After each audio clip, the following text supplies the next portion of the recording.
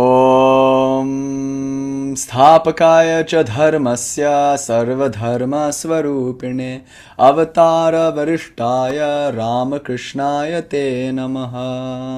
कर्पूरगौरं करुणावतारं संसारसारं भुजगेन्द्रहारं सदा वसन्तं हृदयारविन्दे भवं भवानी सहितं Namami कैलासपीठासनमध्यसंस्थं भक्तानन्दिभिसेव्यमानं भक्तार्ति धवनमप्रेमेयं ध्यायेधुमलिङ्गितविश्वरूपं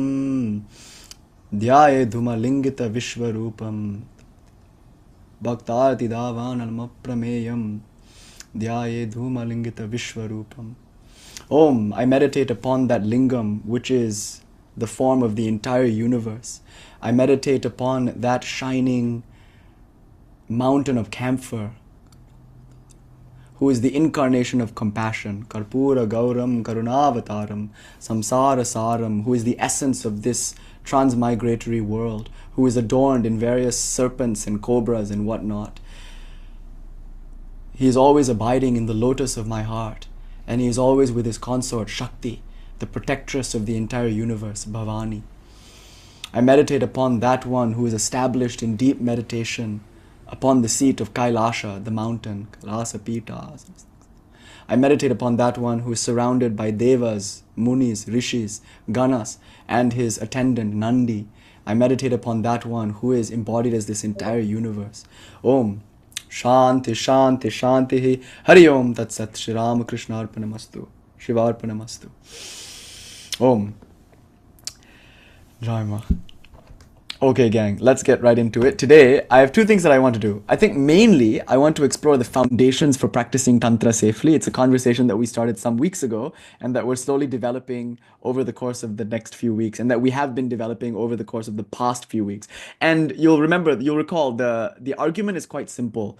Esoteric Tantric sadhanas, historically speaking, are founded upon the Vedas and a rich dualistic theistic tradition known as Shaiva Siddhanta, and a rich qualified non-dualistic ritually maximal tradition known as the Shaiva world in general. So that being said, historically speaking, when these practitioners took up such sadhanas as meditating upon the 12 Kalis or the wheel of fire meditation, or even doing any kind of worship for the Divine Mother in her more ferocious forms, Ghora forms, they would have been coming at it having already immersed themselves for the most part in these historical precedents, if you will. So that being said, what's true of history, I've been arguing, is usually often also true of the individual. Not always, but often. So in the life of the individual, we find that what's true of history, the progression, the chronological progression of ideas, the evolutionary sequence, if you will, is also present as a microcosm in the adventure of a human soul journeying towards its own infinity. So just as the entire human race, or arguably the entire causal realm and subtle realm and physical realm are all racing towards that which lies beyond, and yet towards that which is inherent within. Just like that, the human soul mirrors the whole process. Just like that, the macrocosmic progression mirrors the whole process. So using that as our guiding light, by studying history, we hope to shed some light on tips and tricks for one's own personal sadhana to be able to more meaningfully enter into complex, esoteric, transgressive practices like the ones we've been discussing over the course of the last few months, if you will. So we're interested in goddess-oriented non-dual tantric traditions.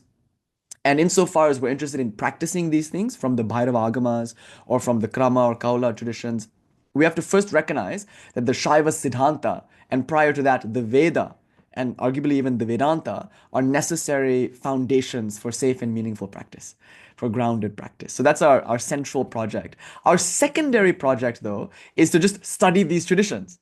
So last week, you recall, I made two claims, or rather three claims. I said there were three ways to stay safe in Tantra. The first was through living a Vedic lifestyle. And so we talked a lot about what the Vedas are and what a Vedic lifestyle looks like. And then we gave a TLDR for all of that. It's really just living in a regulated, grounded, and sensible way, while honoring our commitment to our fellow humans, to the invisible spirits, to plants and to animals, while honoring our commitment to the ancestors, to the forces of nature which are in the Vedas embodied as gods that are to be propitiated, and importantly to the rishis, to the great founders of the tradition whose works we are obligated to study and implement in our own lives. So talking about those five yagyas, those pancha yagyas, or those five debts, the debt to the rishis, Brahma Yagya, the debt to the gods, Deva Yagya, the debt to humanity, Manush Yagya, the debt to what did I miss?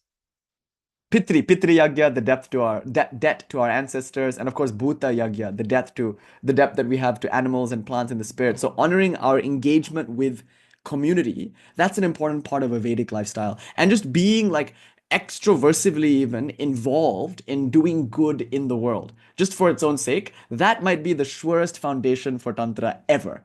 So a person who is like staying in their house all day without any interaction with other humans, who isn't cultivating virtues that are required to be in society with other people, like forbearance, patience. Asha Devi and I were just discussing this the other day. Like just the complexity of being in a social space with other human beings necessitates some level of character development. And what is character development but the control of the senses? We want to snap and yet we don't. We want to hate and yet we forgive.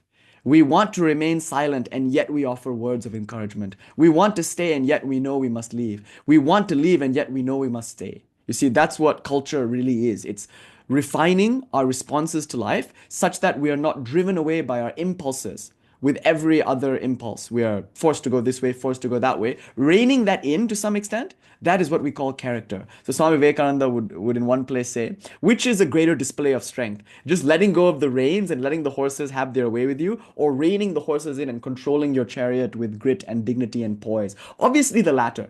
So in the second case, we are exercising our human faculties of restraint, of control, of discernment, and arguably skillful action, as the Bhagavad Gita would say. So that's the Vedic lifestyle. And it comes through merely engaging with society and enacting our various duties and responsibilities as prescribed by our stage in life, by our role in society, etc., etc. So we had a conversation about ashrama meaning the stage of life, and also varna, meaning one's role in society according to one's own swadharma, one's own capacity, one's own interest, one's own inspiration. So everyone is great, each in their own place, and each one has a specific ability to serve the whole. And for some it might be teaching, for some it might be cobbling shoes, for others it might be defending the weak, for others it might be political activism, for some it might just be meditation, or whatever it might be that is a way to engage with society. And even meditation is one way in which we're engaging with society, but doing it for the sake of nourishing the community, for the sake of engaging in a positive and constructive way. That is what it means to live a Vedic lifestyle on one level. On another level, it basically just means yamas and niyamas. Being very careful to take care of hygiene, for instance. Hygiene is very important in spiritual life, especially when we do more esoteric tantric sadhanas that involve more potent manifestations of Shakti, if you will. For that, there should not be any dishes in the sink. For that, the house should be relatively in order and somewhat clean. And the body must be somewhat clean. And the clothes must be somewhat clean, to some extent. Obviously, these rules will all be transgressed later, but you can't break the rules unless they're first established. And so the Vedic lifestyle gives us a set of rules regarding hygiene, regarding gathering with others. Like there are certain people, without any judgment or condescension here, we should avoid for various reasons. And there are other people that we should seek out. And so conscientious gathering, conscientious hygiene habits, and conscientious food habits, which the Veda stresses quite greatly. These are all very important. Now, last week, the takeaway from the lecture was you don't need to do it the Vedic way, although many people will argue that you do. Like you need to actually follow the Smarta tradition as it tells you what to eat and what not to eat, who to hang out with, who not to hang out with, when to wake up, when to go to sleep. Like you should order and regulate your life according to the revelation of the rishis. That's one view, that's one school of thought. Because remember, according to Mimamsa, the school of philosophy that is very, very much centered in the Vedas are real. And more importantly, they refer to a world that is real. And the Vedas are the codification of the laws that govern the real world. So the world is real, its laws are real, and the Vedas are the real and actual revelation of those laws. So why wouldn't you then structure your life according to what the Vedas say? Problematically, though, there are two parts to the Veda tradition. There's the Smarta tradition, which is sort of like an interpretation and an implementation of the Shrauta tradition. The Shrauta is what the rishis actually said, and often the rishis speak in a poetical way. So in the Brahmanas, in the Samhitas, in the Aranyakas, Aranyakas are like maybe the more philosophical part of the Veda. The Samhitas are maybe the more, is it liturgical? I think litanical would be the word. It's more of a litany, so it's like hymns to the deities, and Brahmanas are more liturgical. The karma kanda, like what you're supposed to do and when you're supposed to do it. So all of this put together can sometimes be a little difficult to interpret. The rishis can sometimes speak in a poetic way. Sometimes they're very direct. They're using Vedic Sanskrit, which is a very primal and direct form of Sanskrit. But that being said, there are many different traditions in the Vedic stream, and they each have different interpretations of the Shrauta tradition, what the rishis actually said. So the Shrauta, along with the Smarta, prescribes a way of being in the world that necessarily the Shaiva Shakta practitioner probably was already a part of.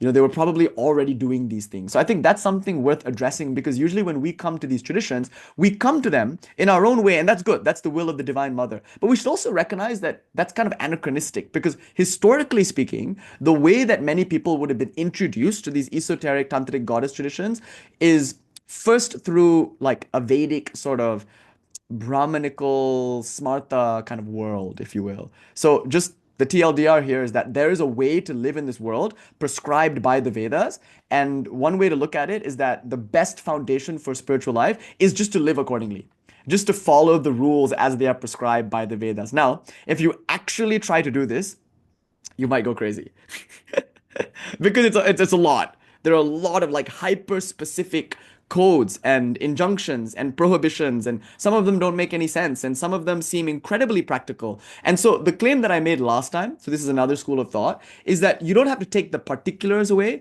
just take the general idea. Take with you just the principle. And the principle, I think, at bottom, the essence of what the Vedas are trying to say, the principle is live a sensible, routinized, regimented, and balanced life. So the idea of like moderation in eating and sleeping, all of that you also find in the Bhagavad Gita.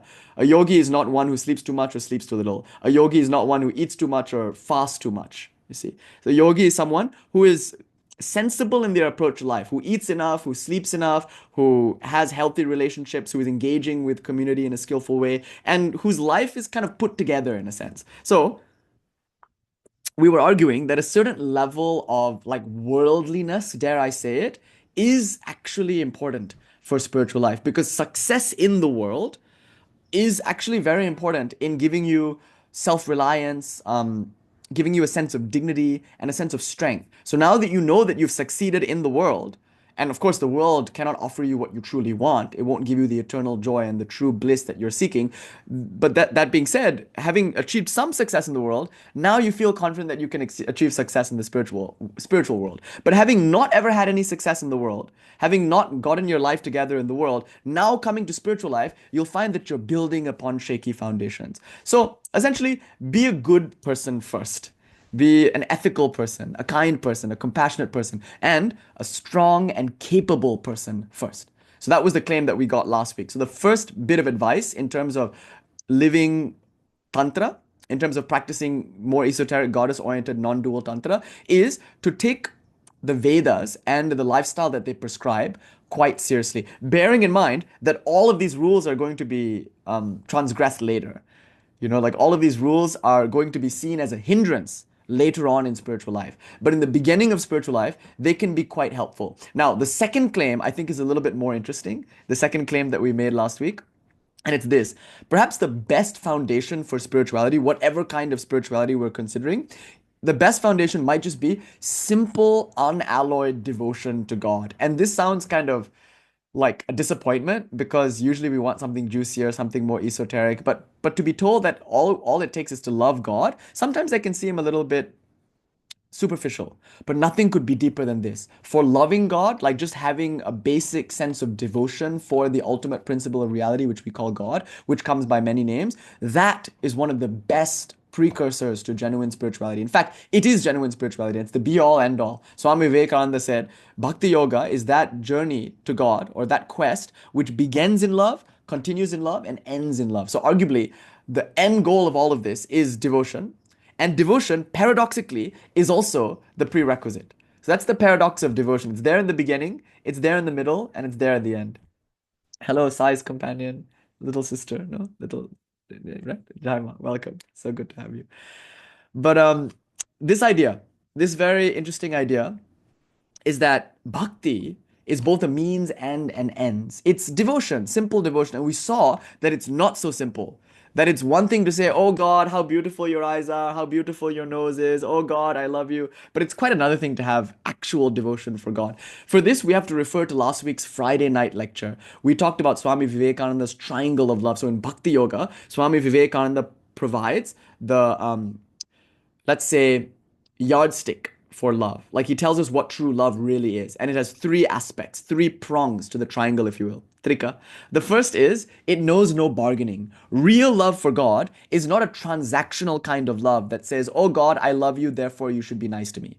That's why Kali Puja is really nice. Because by worshipping God as Kali, we're trying to surrender the idea that God must always be nice and be good and do good things for me according to how my mind understands that word good. So I want God to give me money and keep me comfortable and give me all manner of worldly pleasures, to give me name and fame, and to like make sure that everyone is nice to me like that. That's our idea of what we think God should do for us. And after all, I'm trading God my love. No, I'm going to the temple, I'm waving some incense, I'm offering some food, as if these things didn't already belong to God. But I'm making this big show of devotion, but actually in my heart, I might be trying to get something out of God. And so this kind of devotion is maybe, it's not to be scorned or condescended to. It's still devotion, make no mistake. But it's not the kind of devotion that we have in mind here. Or at least it's not what I mean or what Swamiji means when he says the word bhakti or devotion.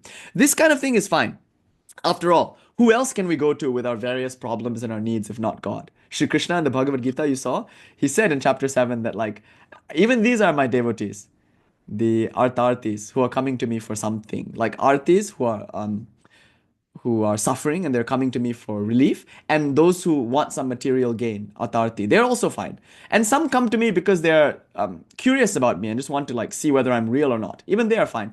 But the best lovers of God are the jnanis, who come to me having nothing to gain and nothing to lose. So step one in cultivating real love for God is the feeling that I have nothing to gain from God. It's enough to simply love her.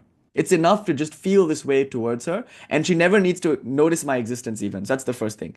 So, of course, God is all-pervasive presence, who is everything. Never mind that for now. It's enough just to have love for God without any ulterior motive whatsoever. That's one prong of the triangle. The other prong we learn is fearlessness. So, a true lover of God is never afraid, and you'll find that people are often not only desirous of things, but they're also afraid of God. They're afraid to approach Kali or Shiva or something like that because sometimes we feel like if we do something wrong, then we won't get what we desire, or we might get something that we don't desire.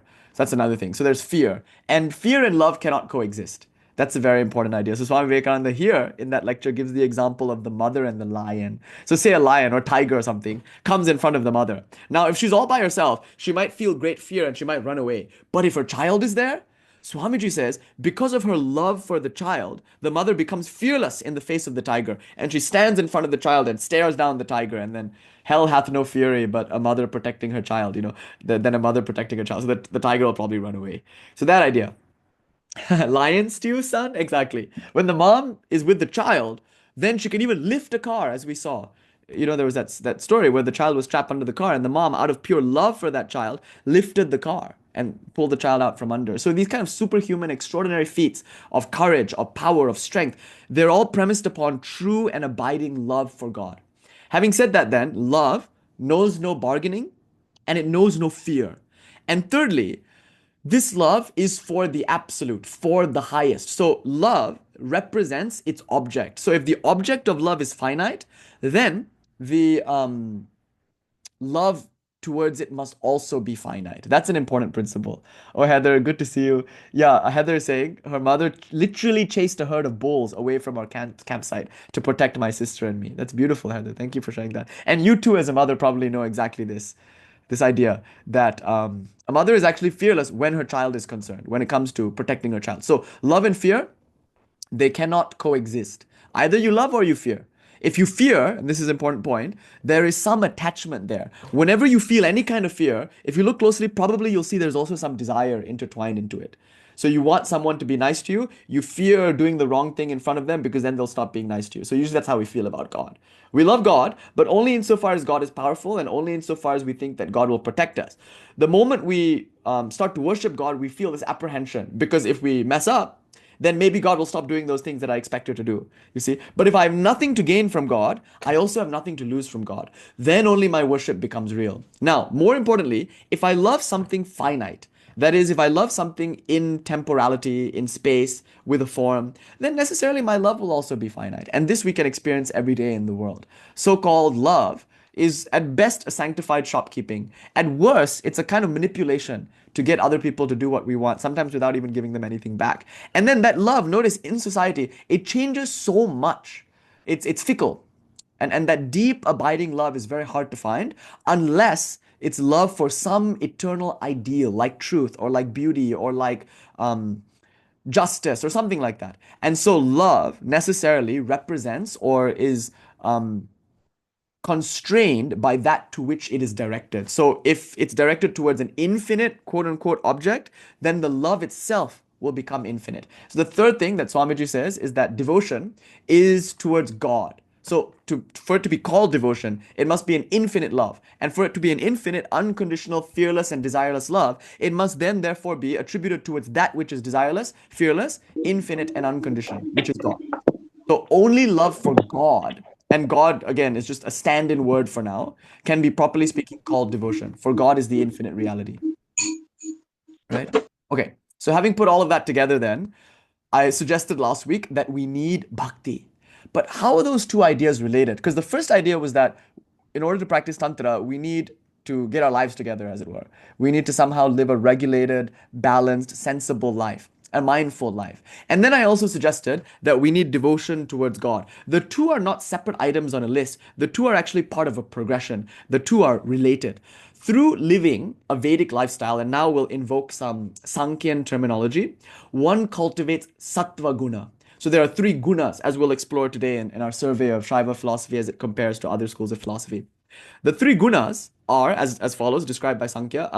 There's the Sankhya, in Sankhyan says there's tamoguna, and something tamasic is usually very inert and very heavy. And so a person who's very depressed, arguably from the Sankhyan point of view, they have a lot of tamoguna. The mind is depressed, literally, in the sense that it's sinking into tamoguna, which has a kind of heaviness to it. So when the body feels sluggish and heavy, when the mind feels dull and uninspired, often that has to do with tamoguna. And you might find a person who lives like this, their house is very dark in many cases. Not always, but often they're allergic to light almost, because light and sattva tend to go together. So it's hard to keep the house clean and orderly. It's hard to take a bath. It's hard to wear fresh clothes. It's hard to go outside. And, I've seen many cases of this. And in some traditions, this is called this might even require an exorcism. But Sankyans are, of course, not so dramatic about it. It's not like, oh my God, you've been possessed by a demon. That's why you have blackout curtains and your house is a wreck and you're depressed and you're so moody and you're shouting and screaming at everybody and, all sorts of creepy things are happening in your house. The Sankyans won't make a big fuss about it like that, although that's kind of poetic and cool. They'll just say, it's an impersonal preponderance of tamoguna. It's no big deal, it's not like you're possessed by a demon and no, it's just the fact that the way that you've been living, the thoughts that you've been thinking, the food that you've been consuming has only been contributing to this tamoguna, this feeling of heaviness. No big deal. It's just an impersonal energy. It's not like a demon trying to possess you or something. And the fix is quite nice, actually. The fix to tamoguna is rajoguna. So a rajasic person is someone who is very active, probably also someone who is very ambitious. So this is where the purusharthas come in. Dharma, kama, and artha, these worldly goals, so to speak, are very important because in the pursuit of wealth and in the pursuit of the good life, so to speak, a person can move beyond tamoguna. And through rajas, they can be free of the destitution of their heaviness. You see, I think the model American life is this. You somehow work your way into a corporate job that gives you a nice paycheck, and then you bust your ass at the corporate job because you want promotions and you want more money. And then when you get out of work, the first thing you do is you go to the gym, and then you bust your ass at the gym so you can have a really refined body. And then over the weekend, you do some drugs and you party and you sleep around and you like go to a rave or something like that. And this is the American formula of like the Rajasic, like good life. Like you make good money at your corporate job, you go to the gym so that you're healthy. After all, if you don't have this kind of body, it'll be very hard to engage with the pleasures of the senses. And then, of course, you go and engage with the pleasures of the senses. That's good, actually, because all of these things will at least get you off the couch and into the world. And so, from the spiritual point of view, this is a step up from tamoguna. So, it's not to be condescended to. Living a worldly life and being successful in the world along the whatever cultural norms that you have can actually be quite helpful. We're too quick to opt out of all of this, in many cases because of failure. Because we haven't been able to win at their game, we stopped playing it. But actually, we should win at all games. That's one argument. Anyway, the Vedic society was supposed to be a saner society than the one we lived in anyway. So in the Vedic society, then, the good life is a regulated, disciplined life, but it's also a life that encourages some level of ambition, some level of desire, because those rajasic elements in a person can rescue them from tamoguna. But more importantly, through living a Vedic lifestyle, through being careful about what we eat and how we sleep and who we're with and all these various things, one cultivates sattva guna. So it's like this journey through the gunas, if you will. Through Rajoguna, you get to Sattva Guna. But to get to Sattva Guna from Tamoguna, you have to go to Rajoguna, arguably. So these three energies, the energy of inertia, the energy of dynamism, and the energy of spirituality and clarity. So in many cases, a person ought to eat meat and ought to go and work out and ought to go and go to the gym. These things can be just as spiritual as like a peaceful vegetarian diet and someone sitting and meditating. It all depends where we are in this journey, and no place is considered lower or higher than any other place, just different parts of Lord Shiva's journey, if you will. Now, having said all of this, the relationship between the Vedic lifestyle that we were proposing last week and bhakti, devotion, is this. Through the cultivation of sattva guna, which comes through living a regulated, ordered, dharmic life, if you will, for lack of a better word, there comes spontaneously in the heart a deep, abiding intuition of God's existence, followed by the inevitable upsurge of love for that existence, which in the mind we call God. So God is not to be believed in, God is to be intuited. And that intuition of God's presence comes through the cultivation of sattva. Now, if it comes through tamas, it becomes dogma. My way is alone true. If you haven't felt God, but you belong to like a religious community that professes God, that can be very tamasic in that you have a very dull understanding of God, a very stuck and very heavy view, such that you cannot be flexible, you cannot see the truth in other religions. The darkness of God is when God is claimed in the tamasic sense. Then in the rajasic sense, you get the spread of empires. So they're usually not unrelated. So for instance, Constantine's Christianity or the various empire building projects that have used religion as its engine, these are rajasic forms of religion. But the sattvic form of religion is a deep, abiding, quiet, peaceful, joyful sense, just a sense for something sacred, something divine. That's why non-theistic people, atheistic people, they too will get a taste of the sacred, a sense of the sacred, if they do sattvic activities like sit in nature or do an act of kindness for somebody. In that moment of sattva, there comes this spontaneous recognition, if you will, of the sacred. And that sacredness we simply call God. And now we're going to study a beautiful philosophy called Shaiva Siddhanta, Tantrik dualism, which is founded upon that sense of the sacred. And that intuition of the sacred arguably is maybe is the price of entry, if you will, into Shaiva Siddhanta. Because you can't really love and understand and practice this philosophy until one has this inner awakening of bhakti, this inner sense of God's existence, and this inner attraction towards God, which happens spontaneously, actually, at some point in life. Either in this life or in some future life, it will eventually happen for everybody, but it usually happens through the cultivation of sattva. So that's why being part of a regulated, disciplined life actually leads to this next thing which we're talking about, bhakti and devotion. And the third thing I talked about was like doing puja and getting a guru. I was kind of vague about that third thing because the third thing is actually something we're going to discuss later. The whole guru yoga thing is heavily emphasized in the Bhairava Agama, like non-dual Kaula tantric world. So the guru thing, that's like founded upon all of this. So first a person must have it together, for lack of a better term. Then they must have devotion. Then only the whole Guru Yoga thing will make sense. Without devotion to God, without some sense of success in the world, Guru Yoga can easily become cult-like fanaticism, where we shelter in the shadow of some great person because we haven't sensed our greatness ourselves. And if we don't have devotion for God, that devotion which is due to God can easily get co-opted by a cult-like figure of personality. So when a person approaches Guru Yoga, which arguably is a pretty high tantric sadhana in and of itself, without bhakti for God, without that sense of groundedness that being in the world can give you, then only we are liable to all these problems that have occurred over the years in the Guru community. So hopefully the logic here is quite clear. These things were quite safe in India because they were founded upon precedents that were already present in society. But they're sometimes not so safe outside of that context. Arguably, they're safer now than ever before because we have an abundance of information and because there's an abundance of ways in which one can attain this worldly success, worldly comfort, but also through that become disillusioned with the world and therefore attain this deeper sense, if you will, for life, the sense of the sacred. Okay. So having said all of that, let's just define God now. And the Shaiva Siddhanta, I think, is a masterpiece tradition which has the most, in my opinion, robust philosophical infrastructure for defining God, for proving God, for defending God, and more importantly, for providing means for realizing and enjoying and becoming one with God, if I may phrase it that way.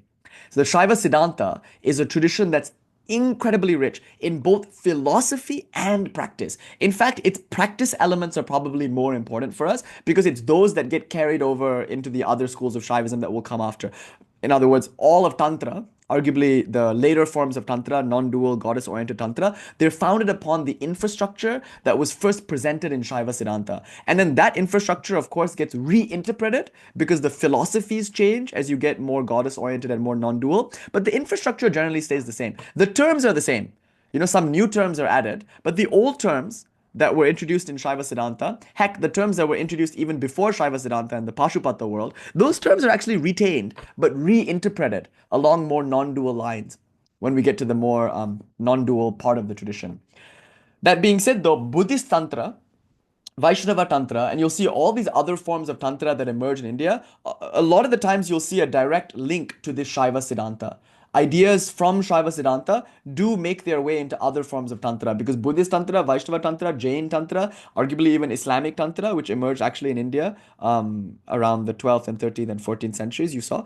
All of those can, in a sense, be traced back to the practice modalities that were presented by Shaiva Siddhanta. So concepts like chakras and kundalinis and nadis and the importance of diksha and all the ritual things that we do, they're all found in Shaiva Siddhanta. So in terms of practice, the Shaiva Siddhanta is a very rich masterpiece of a tradition. It's just got so many practices and technologies, if I may use that word, for spiritual realization. So in terms of practice, it's really interesting. But tonight, I want to discuss it in terms of philosophy. Because in terms of philosophy, it's intoxicating. It's delicious. Because it's premised upon this sense of the sacred and it articulates it in a very beautiful and very grounding way. So the role of philosophy, remember, the role of this kind of intellectual work, it's itself a kind of sadhana, because immersing the mind in God is one way to worship God. But more importantly, not more importantly, also importantly, it is a very grounding thing to do.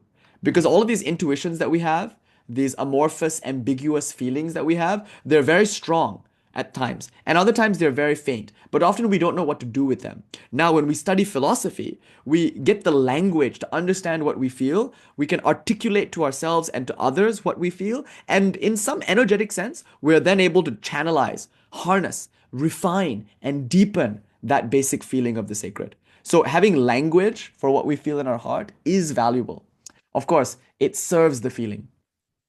The feeling must come first. So the argument that we make is that through living your life there will eventually, in some moment, appear in your heart this feeling of the sacred, a pull towards spiritual life. And those of us who are in this space are, of course, very inclined towards advaita, non-duality. Of course, I love non-duality. That's my favorite thing in the whole world, and that's the hill that I like to die on. Advaita, Advaita, Advaita. But I want to make a very important point now in prefacing our study of Shaiva Siddhanta. See, my goal is tonight we'll study Shaiva Siddhanta, and then maybe next week we'll study the dualistic come non-dualistic philosophies, the Bheda Bheda of Shaivism. So today we'll study the dualism of Shaivism. I'm going to call it Tantrik dualism. Then next week, maybe if we cover everything today, then maybe next week we can cover Tantric qualified non-dualism, and then we can have a whole talk on Ramanuja. That would be cool too, comparing Vaishnava qualified non-dualism to Shaiva qualified non-dualism. That would be really nice. And the week after that, we can return to some Advaita Shaiva Vada, Shaiva non-dualism. So in Tantra, there are broadly speaking three approaches. The dualistic approach, which is the broad base of the tradition and is predominantly the approach that people take. In India and in many parts of the world, Tantra is predominantly dualistic. So this dualistic Tantra is not only foundational, but it's also the most popular, perhaps because it's the most foundational. That's one thing. But then dualism is not necessarily just dualism. It also has elements of non-dualism. So even the Shaiva dualism has elements of non-dualism. What to say of the Bheda Bheda propers? That's a whole other Shaiva world that we can study. So Tantric qualified non-dualism is something else worth studying. And you'll find that Tantric dualism and Tantric qualified non-dualism share a lot of DNA, such that they can be even considered to be one tradition, if you will. So you can just think of the Shaiva Siddhanta as dualism come non-dualism with a maybe more dualistic leaning, but theistic and devotional through and through. It's what we tend to mean when we say Tamil Shaivism. So the tradition that I was born into, Tamil Shaivism, that word is synonymous with Shaiva Siddhanta. So we'll talk about that. So it's nice. I'm excited to talk about the foundational tradition that was part of my world for so long before we got corrupted with all this Advaita stuff. So it's nice to explore that world, Tamil Shaivism. And of course, there's a robust Sanskritic literature for this, but there's also a robust Tamil literature for this. And there are texts like the Shiva Jnana Bodha by Mekandar, which are both first in Tamil and then later in Sanskrit. So the two traditions, the Sanskritic and the Tamil, also share a lot of texts and share a lot of ideas. So I can't say that this tradition is based anywhere. It's a pan-Indian tradition, but you can point to a few places in India where it's flourished and where it maybe has its headquarters, and the Tamil heartland is one such place. But of course, Shaiva qualified non-dualism, you can see that very much in like the Kannada world, because Basavana and Mahadevi Akka and all these Veera Shaivas, they were there in like the Kannada South Indian world. And South India is very interesting because, as we know, Shankara, he was a Malayali boy. He was from Kerala. And then Ramanuja, he was a Tamil. And then Madhava, he was a Telugu. You see, so all of these great acharyas, these Vaishnava acharyas, Shaiva acharyas, these Vedanta acharyas, a lot of them were from South India. So this is a very philosophically rigorous community. And also, a lot of South India was shielded by the Mughal invasions of the 12th and 13th century. So there was a bit more of flourishing of philosophy even during Mughal rule in the south. And we have that story of Achintya Beda Beda being formed after Sri Chaitanya. Chaitanya was in Nadia in Bengal, but he came all the way down south to meet a great Pandit, a great master of bhakti known as Rai Ramananda. So his meeting with Rai Ramananda is very important because he comes in the capacity of a student, Chaitanya Deva, and he learns from Ramananda in South India, and they both, of course, learn from each other. But that also shows you that Vaishnava devotionalism, which, flourished in Bengal, and Sri Ramakrishna is very much part of that zeitgeist, part of that cultural milieu. It too has, in many ways, drawn from South Indian Vaishnava devotionalism. So in South India, there are the Nayanars or the Nayanmars. There are the Alvars. So in terms of Shaivism and in terms of Vaishnavism, there was a flourishing in both theory and practice of the theistic devotional elements of these traditions. So that being said, Shaiva Siddhanta is very wonderful to study because we have a lot of like South Indian, predominantly Tamil materials for us to study it. So I'll introduce you to some of those materials today so you can take up the study on your own if you're interested. Jaima. So we have that, Shaiva Siddhanta. in the Tamil heartland. But another thing to point out is that it was also really, really popular in Kashmir. And there were great masters in Kashmir like Deva Bala and whatnot. And Abhinavagupta was very versed in Shaiva Siddhanta. He had, I think, some Shaiva Siddhanta gurus. But importantly, he would reference Shaiva Siddhanta and he would reference prominent masters of Shaiva Siddhanta and refute them. Of course, Abhinava's position is different from the Shaiva Siddhanta position on many, many theological fronts. But it's also similar on others. But in places where they differ, Abhinavagupta will point it out. And he'll also point out where he agrees. Like in Tantra Loka, he says he agrees with Deva Bala, a Shaiva dualist master, on his definition of Deva. The word Deva or Devi is to be understood as the playful one. So God is playful, which gives us a whole host of theological implications as to what God's relationship is to the world. Anyway, so he agrees with some aspects in the Shaiva Siddhanta, but he disagrees with most. Primarily like the use of the word mala to mean an actual ontic category that actually infects the soul, and the idea that the soul is inherently different from God. These are all things that Abhinavagupta is going to refute. But very importantly, the fact that he's refuting them means that Shaiva Siddhanta was an incredibly robust tradition in his time, and it was present in Kashmir. In fact, some of the best Sanskrit literature on Shaiva Siddhanta perhaps was written in Kashmir. I have in mind like Sri Kanta and masters like that. The great founder of the tradition, nobody can really point to a single person. Is it Tirumular? Is it South Indian Shaiva Nayanar? Or is it this man named Sadhya Jyoti? Who knows? And Sadhya Jyoti, we don't know really where he's from. Like history can argue he was from here, he's from there. Who cares really? I think the important thing is that there was this person, probably in the 9th or 10th century, named Sadhya Jyoti, and his commentaries are perhaps the most important in studying Shaiva Siddhanta. He claims to be from the lineage of Lord Shiva himself in the form of Ruru Shiva. So Raurava āgama, that text, which is one of the main tantras of this tradition, was composed by Shiva in the form of Ruru, and Ruru is this Sadhya Jata's teacher.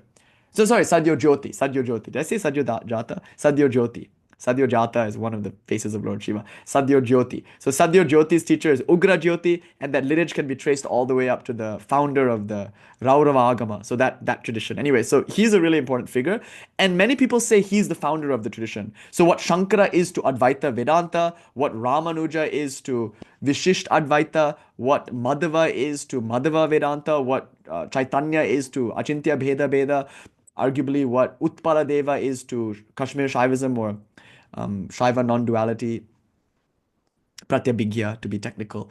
Perhaps Sadhya Jyoti is to Shaiva Siddhanta. So we're studying a philosophy that has a very rich Sanskritic and Tamil commentarial tradition. Yeah. So that's, I think, the first thing to point out. And so this is Shaiva dualism.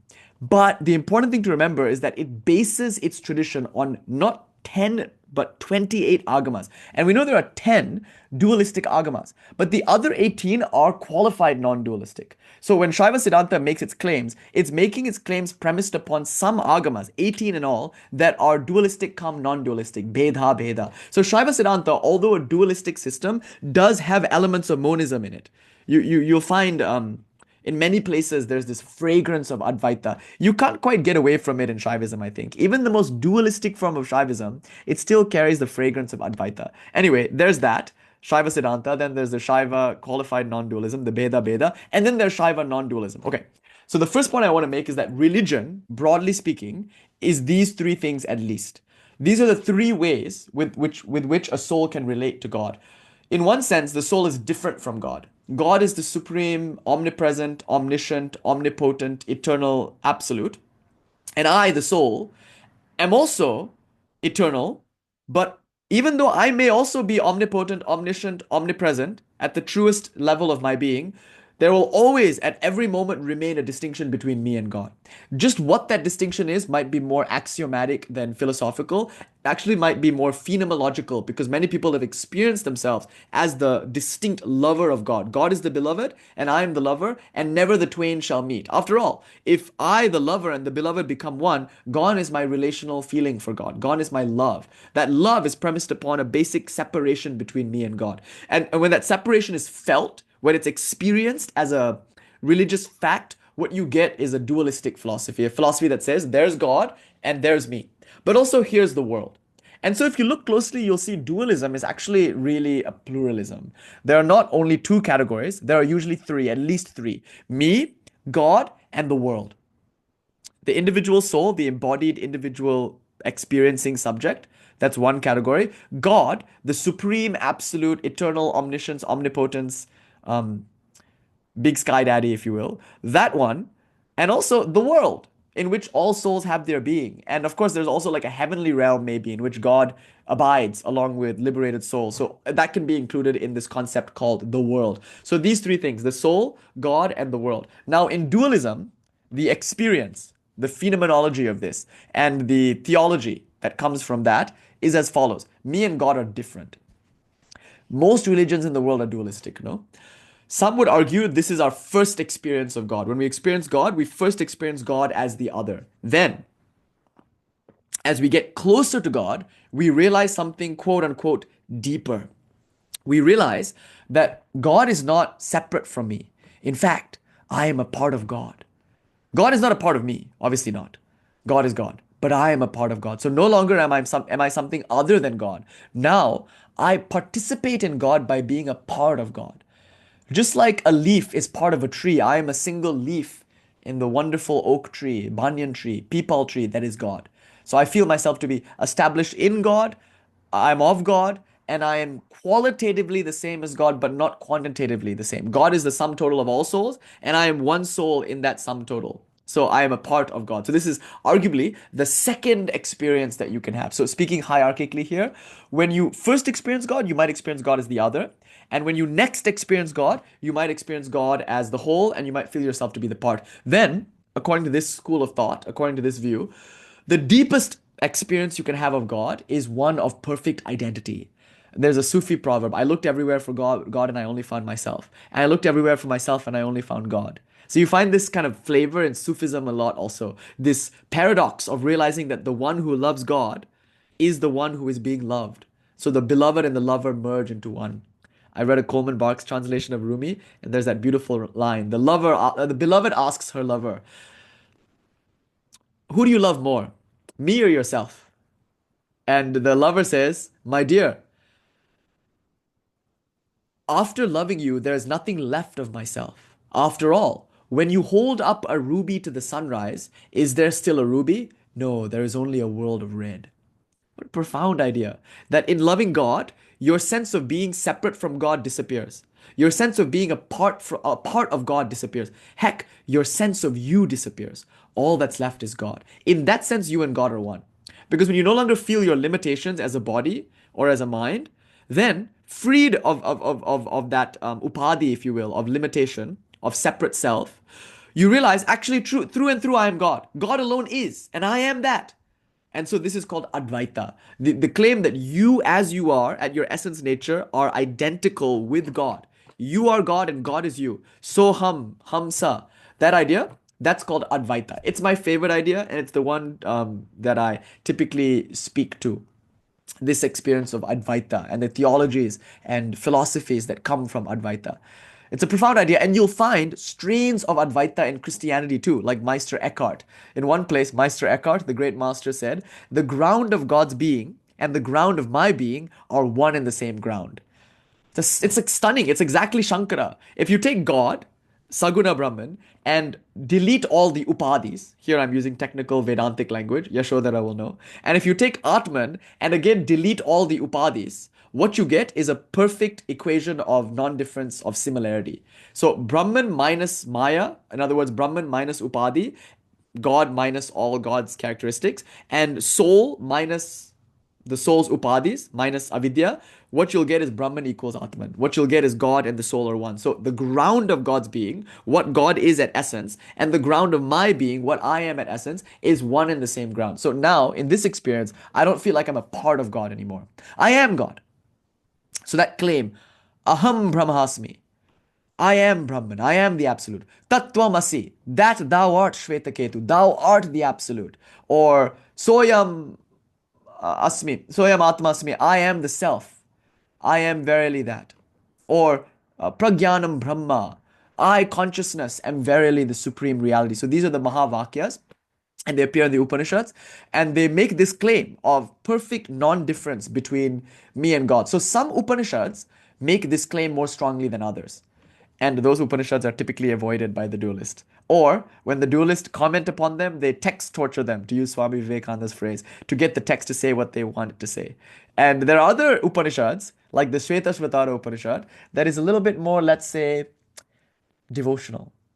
It seems to have a flavor of God. And so it's really fun to see what these acharyas do with the Upanishads. For instance, in the Shvetashvatara, there's a place where we're talking about Prakriti, and the word is aja, meaning unborn. Shankara says, oh, no, it means female goat. Because the word aja means unborn, but you can also play with Sanskrit is a very multivalent language, so he wants to make it a female goat because that will save him from the idea that Prakriti is a goddess or like a real power of Brahman.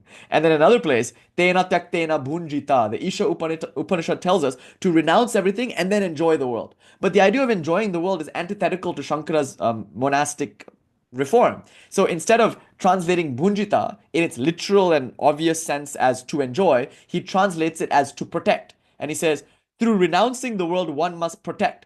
But that word, it should be related to something. So he says, oh, it's implied, it's the Atman. See, they do these kinds of intellectual gymnastics to try to get the Upanishads to say what their school wants it to say. But the fact is, the Upanishads, which are the philosophical part of the Vedas, they at some times preach a kind of dualism, at other times a kind of qualified non-dualism. But every now and then you'll get this beautiful note of advaita, this claim that the soul is identical with God. It's stirring. And on every stage in America and in Europe, Vivekananda proclaimed this message: Thou art God.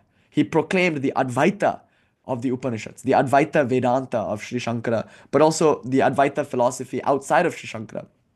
Tantrik Advaita, for instance. So that's the school that I like the most. And that's the school that we speak about the most because in one sense, the Ramakrishna Vivekananda lineage, because of arguably Vivekananda's work and because of many things the master himself said and experienced, is an Advaitic tradition through and through. It's an Advaitic tradition. But what kind of Advaita? Now, the way I've presented these three traditions, it seems like they're a natural progression. First comes Dvaita, and you could even argue this is the most preliminary, most superficial, most elementary experience of God. Then comes Dvaita, or Bhedha Bheda, or another word for that is Vishishta Advaita or Vishesh Advaita, the idea that I'm a part of God. So this is a deeper experience, right? Because now I'm closer to God. God is no longer the other, I am now part, and God is the whole. Then, arguably, you could say the highest experience is when I'm so close to God that I am not and only God is. So here you can say Advaita, that's the highest experience. Notice, this idea of like hierarchy is very popular. First comes Dvaita, then comes Dvaita, then comes Advaita. And if you use the metaphor of a ladder, you could say it's like climbing a ladder. The first rung is Dvaita, leave that behind. Then comes qualified non-duality, leave that behind. Then comes non-duality, and there you are, right? But the argument here is that you could flip a ladder and use it the other way too, no? The hierarchy doesn't have to be this way. The opposite hierarchy could also be true. Maybe Advaita is first, followed by qualified non-duality, followed by duality. Maybe duality is the highest state. Why does Advaita have to be the highest state? And now, let's look at something really mysterious. Historically speaking, chronologically speaking, Advaita was presented first. Isn't that interesting? You would think that if this was a progression, then Advaita would be presented last, no? Because it would be the evolution of all of these ideas. Or you might say, and this is another view, that the earlier something is, the purer it is. So there's a very popular view in Greece and also in ancient India of these four ages, the yugas. And in the Satya Yuga, the golden age, truth is all pervasive, and whatever is articulated in the golden age is especially true, and the practices are especially refined. And so Advaita Vedanta, being the first, might be the closest to truth because it's the most ancient. So there's this idea of also privileging the ancient. In America, we usually privilege the modern. If we say something is old, we're often saying it's outdated. Just today, a kid was like, is that the iPhone 15? You know, like it's dated. And I told him, the more ancient a thing is, the more eternal it is, the more true it is. Anyway, so we have different views. You know, in the West, we often say that something new is good. Whereas in the East, sometimes they say something old is good. So is Advaita good because it's old? Or is it outdated because it's old? These are views, and different people will have different takes on that idea. But the first thing to note is that Shankara presents Advaita Vedanta, and he's the first Acharya, arguably, to comment upon the Upanishads and the Vedas in such a, let's say, systematic way. He was the first one to teach the Upanishads publicly. He mainstreamed the Upanishads, if you will. And his interpretation was Advaitic. So when we consider the progression of history and the progression of ideas from the time of the Vedas up till now, we find Advaita appearing first. Maybe because it's the highest, greatest revelation. And then maybe everything else is like a concession to come down to our level. Or maybe everything else is a development. Because the thing to keep in mind is that Ramanuja, the Vaishnava qualified non-dualist, who is also very important and very famous. In fact, it's very interesting. The two of them were born a day apart. This year, Shankara's birthday is May 1st. It's also this boy's birthday. And then the day after that, it's Ramanuja's birthday. So two of them are born like a day apart from one another by moon calendar. So this year, it's May 1st and May 2nd. It's very exciting. Anyway, I like to think it's a good philosopher placement, but the two of them had very different views. Very drastically different views. In fact, they're almost like antithetical to one another in many ways. They're both non-dualist. Oh, wonderful, Scott G. You're sharing a birthday with Shankara. But the two of them could not disagree more in terms of the ultimate nature of reality. And importantly, Ramanuja had access to Shankara and his philosophy was responding to Shankara. So one could even argue that he was refining upon Shankara. So according to one school of thought, Shankara is better than Ramanuja because he came first. Ramanuja is like derivative. And he's trying his best to articulate some kind of Vaishnava devotionalism while trying to preserve as much of the prestige of Shankara as possible. And of course, between Shankara and Ramanuja, there are many others like Bhaskaracharya and Nimbarka and Yadava Prakasha and like a lot of other qualified non-dualists who were there before Ramanuja. In fact, one of the qualified non-dualists who we will be studying in the Shaiva talk next week is none other than Ramanuja's own teacher, Yadava Prakasha, who allegedly tried to have him killed. But anyway, so that's another story for another night. But importantly, Ramanuja was responding to Shankara. Does that make his philosophy better? Who knows? Anyway, Madhava is responding to Ramanuja, and Chaitanya is responding to all of them, and Abhinavagupta is responding to all of them. Utpala Deva, way before Abhinavagupta, was also responding to all of them, responding to the Buddhists and to the Jains and to the Nyayakas and Vaisheshikas and the Mimamsikas and all that. So, according to one view, Advaita is the highest realization of God. First comes Dvaita, then comes Dvaita, then comes Advaita. According to another view, Advaita first, then Dvaita, then Dvaita. These are all, like we discussed 2 weeks ago, religiously inclusivist positions. They're all true, but there's a hierarchy. Some are truer, more essential, more realized than others. And often you'll find a religious exclusivism. So some people say Advaita alone is true. All your duality is wrong. All your qualified non-duality is wrong. Advaita alone is true. And yet others will say, Dvaita, duality alone is true. Christians will say that, or Muslims will say that. And they'll say everything else is wrong. All of these are like the devil's philosophies, for instance. They're all wrong. So this is called religious exclusivism. My way alone is right. Usually, though, you find a kind of hierarchicalization, like I called it doxographical hierarchy some time ago. This is religious inclusivism. Remember, our project here is to be pluralistic. That is to say, we're not going to choose sides. Although I like to speak from the point of view of Advaita, because that's the experience that resonates with me most, the important thing is to just call that out and say, although I might be more inclined to Advaita, that doesn't mean it's better or more refined than anything else. In fact, from time to time, I look at the Dvaita philosophy and I think, wow, this is better actually. And so at times, we're Dvaitavadins, we're dualists. At other times, we're Advaitins through and through. And yet, at other times, we're somewhere in between. Because in truth, spiritual life is all of these things and more. And so therefore, Sri Ramakrishna was very fond of giving the Hanuman quote. Now, Hanuman is not hierarchicalizing. He says, when he has the Deho Bhava, when he feels like a body, Das Asmi, then I feel like your servant. In other words, when I feel like I am the body, then I feel God is separate from me. And when I feel like I am the Jiva, then I feel like I am a part and God is the whole. And when I feel like I am Atman, the consciousness that I am, then I feel at one with God. So again, throughout the day, we might have different feelings. You see, in the afternoon, I might feel more like the body after a heavy meal. Then God, oh ma, oh mama. After a stomach ache, we might say, oh ma, mama. You see, the more body consciousness there is, maybe the more sense of Dvaita there is. But that's not a problem. The more I identify with my mind, I feel like a part of God again. That's fine. As long as I'm feeling like that, that should be my attitude. And then at rare moments, if not necessarily rare, but usually, if I enter into a deep meditative state and I forget my body and I forget my mind, if I feel myself, I almost said as I truly am, but if I feel myself as consciousness, then I can't find where God starts and God ends, where I begin and God ends. Like I can't find where the world starts and I begin. Sorry, I can't find where the world ends and I begin, or where I end and the world begins. Then advaita. So again, it's not a matter of which is higher or lower. It's just a matter of like how I'm feeling. So the idea of bhava, like different moods, are each and every one of them valid because God is the kind of reality that can be experienced in different ways by different people, and all of those experiences are equally non-hierarchically valid. You see? So I think that's what Swami Vivekananda really taught. Although it seems like he was predominantly teaching Advaita, when we study his works closely, like we were just looking at the Bhakti Yoga book, we find that he waxes lyrical in a dualistic way as much, in fact, if not more, than in an Advaitic way. So Vivekananda is teaching what seems to be the entire range of Indian philosophy. And his public lectures aside, when he was here and actually lecturing, he lectured on duality and on qualified non-duality, and of course also on Advaita. Because his master, Sri Ramakrishna, was Bhava Raja, the king of all spiritual attitudes. And Ramakrishna, throughout the day, would be in these various different moods, and he felt them all to be equally valid. Now, I'm going to make this claim, and I'm very excited about this claim, because it links Ramakrishna and Vivekananda to Shaivism and to the kind of non-duality that we tend to represent in the Shaiva Tantric non-dual world. The type of Shaiva non-duality that we're studying is arguably called Param Advaya. Param Advaya means supreme non-duality.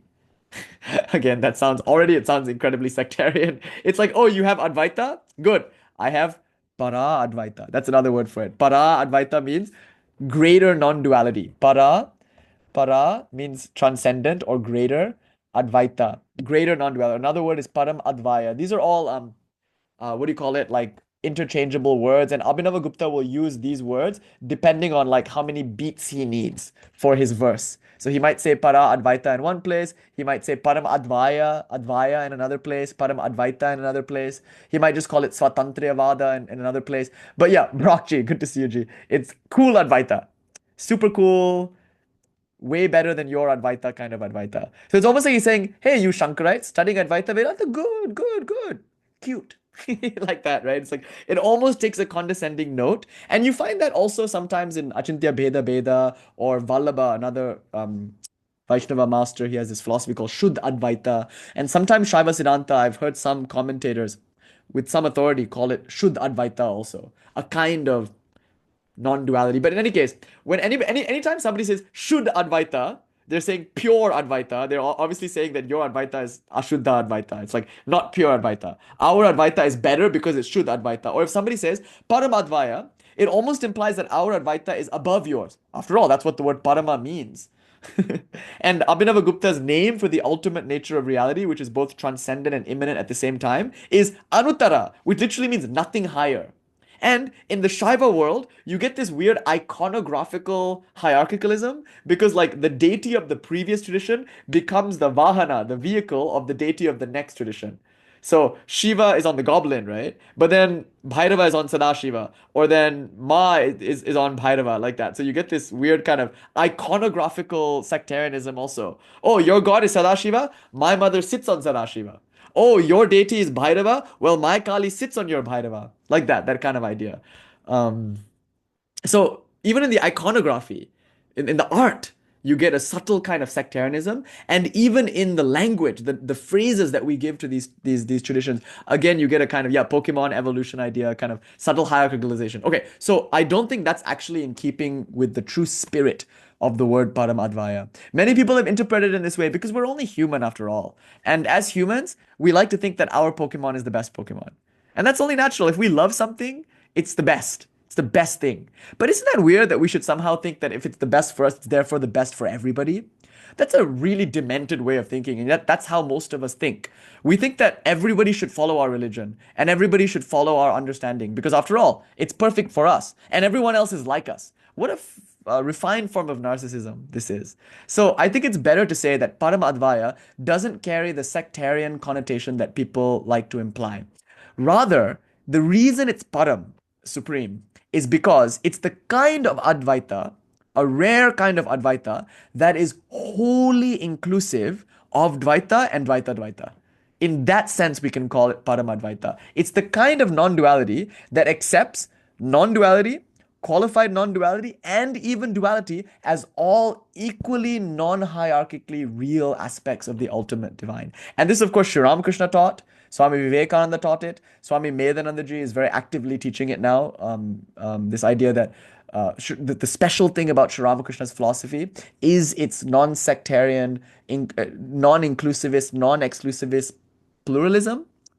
So this is an idea that of course is there in Ramakrishna, but my argument, my humble contribution to this discussion that's happening right now is that this idea is very much present in Shaivism.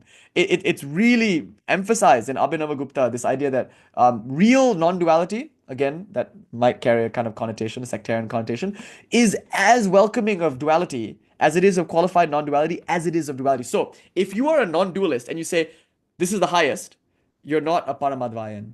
If you are a dualist and you say this is the highest, again, you cannot be a Paramadvaitin. To be a Paramadvaitin is to equally enjoy duality, qualified non-duality, and non-duality all together at the same time, and perhaps at different times, recognizing them all as valid aspects of Shiva. So Shiva, this is the point, taught all three.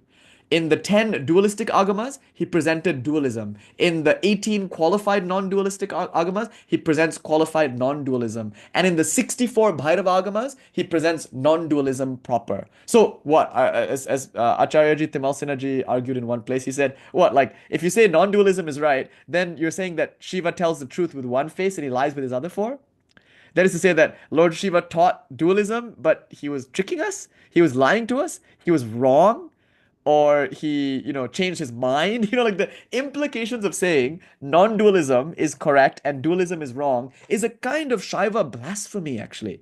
Because Shiva taught dualism. Insofar as the tantras, the āgamas, come from the direct revelation of Lord Shiva, again, the Vedas are revealed by no authority, by no agency. They are aporoshaya, to use the technical term. The Vedas just exist. But the tantras, the āgamas, they are poroshaya. They have an origin in this divine being called Shiva or Shakti. And āgamat panchavaktrabhya, from his five faces flow the teachings known as tantras, known as āgamas. So some tantras are dualistic. Lord Shiva reveals 10 dualisms.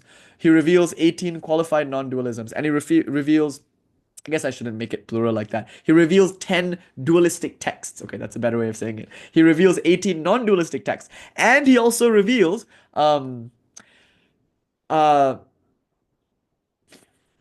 64 non-dual texts. So what? Like some of them are correct and the others are wrong. Importantly, we say they're all correct. In Param Advaya, as Yashodhara is pointing out, we don't judge one as being more real than the other. We don't judge one as being more right than the other. We respect all of them as equally valid revelations of Lord Shiva.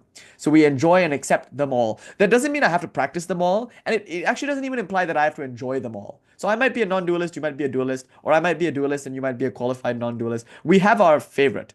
And we should go with that. We should stick to our path. There's no need to dabble in all the paths. But we cannot say the other paths are wrong. And that's a core teaching in Shaivism, actually. It's as early as Abhinavagupta, you get this idea.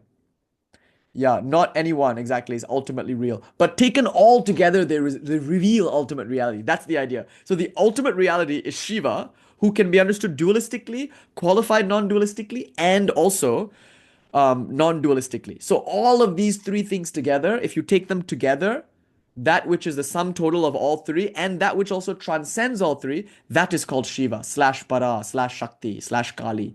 So that's the Shiva arguments. You can think Shiva has a trident and the trident has three spokes. You can think of it as duality, qualified non-duality, and non-duality. And all three spokes are held by Lord Shiva. So he is the one that contains the three.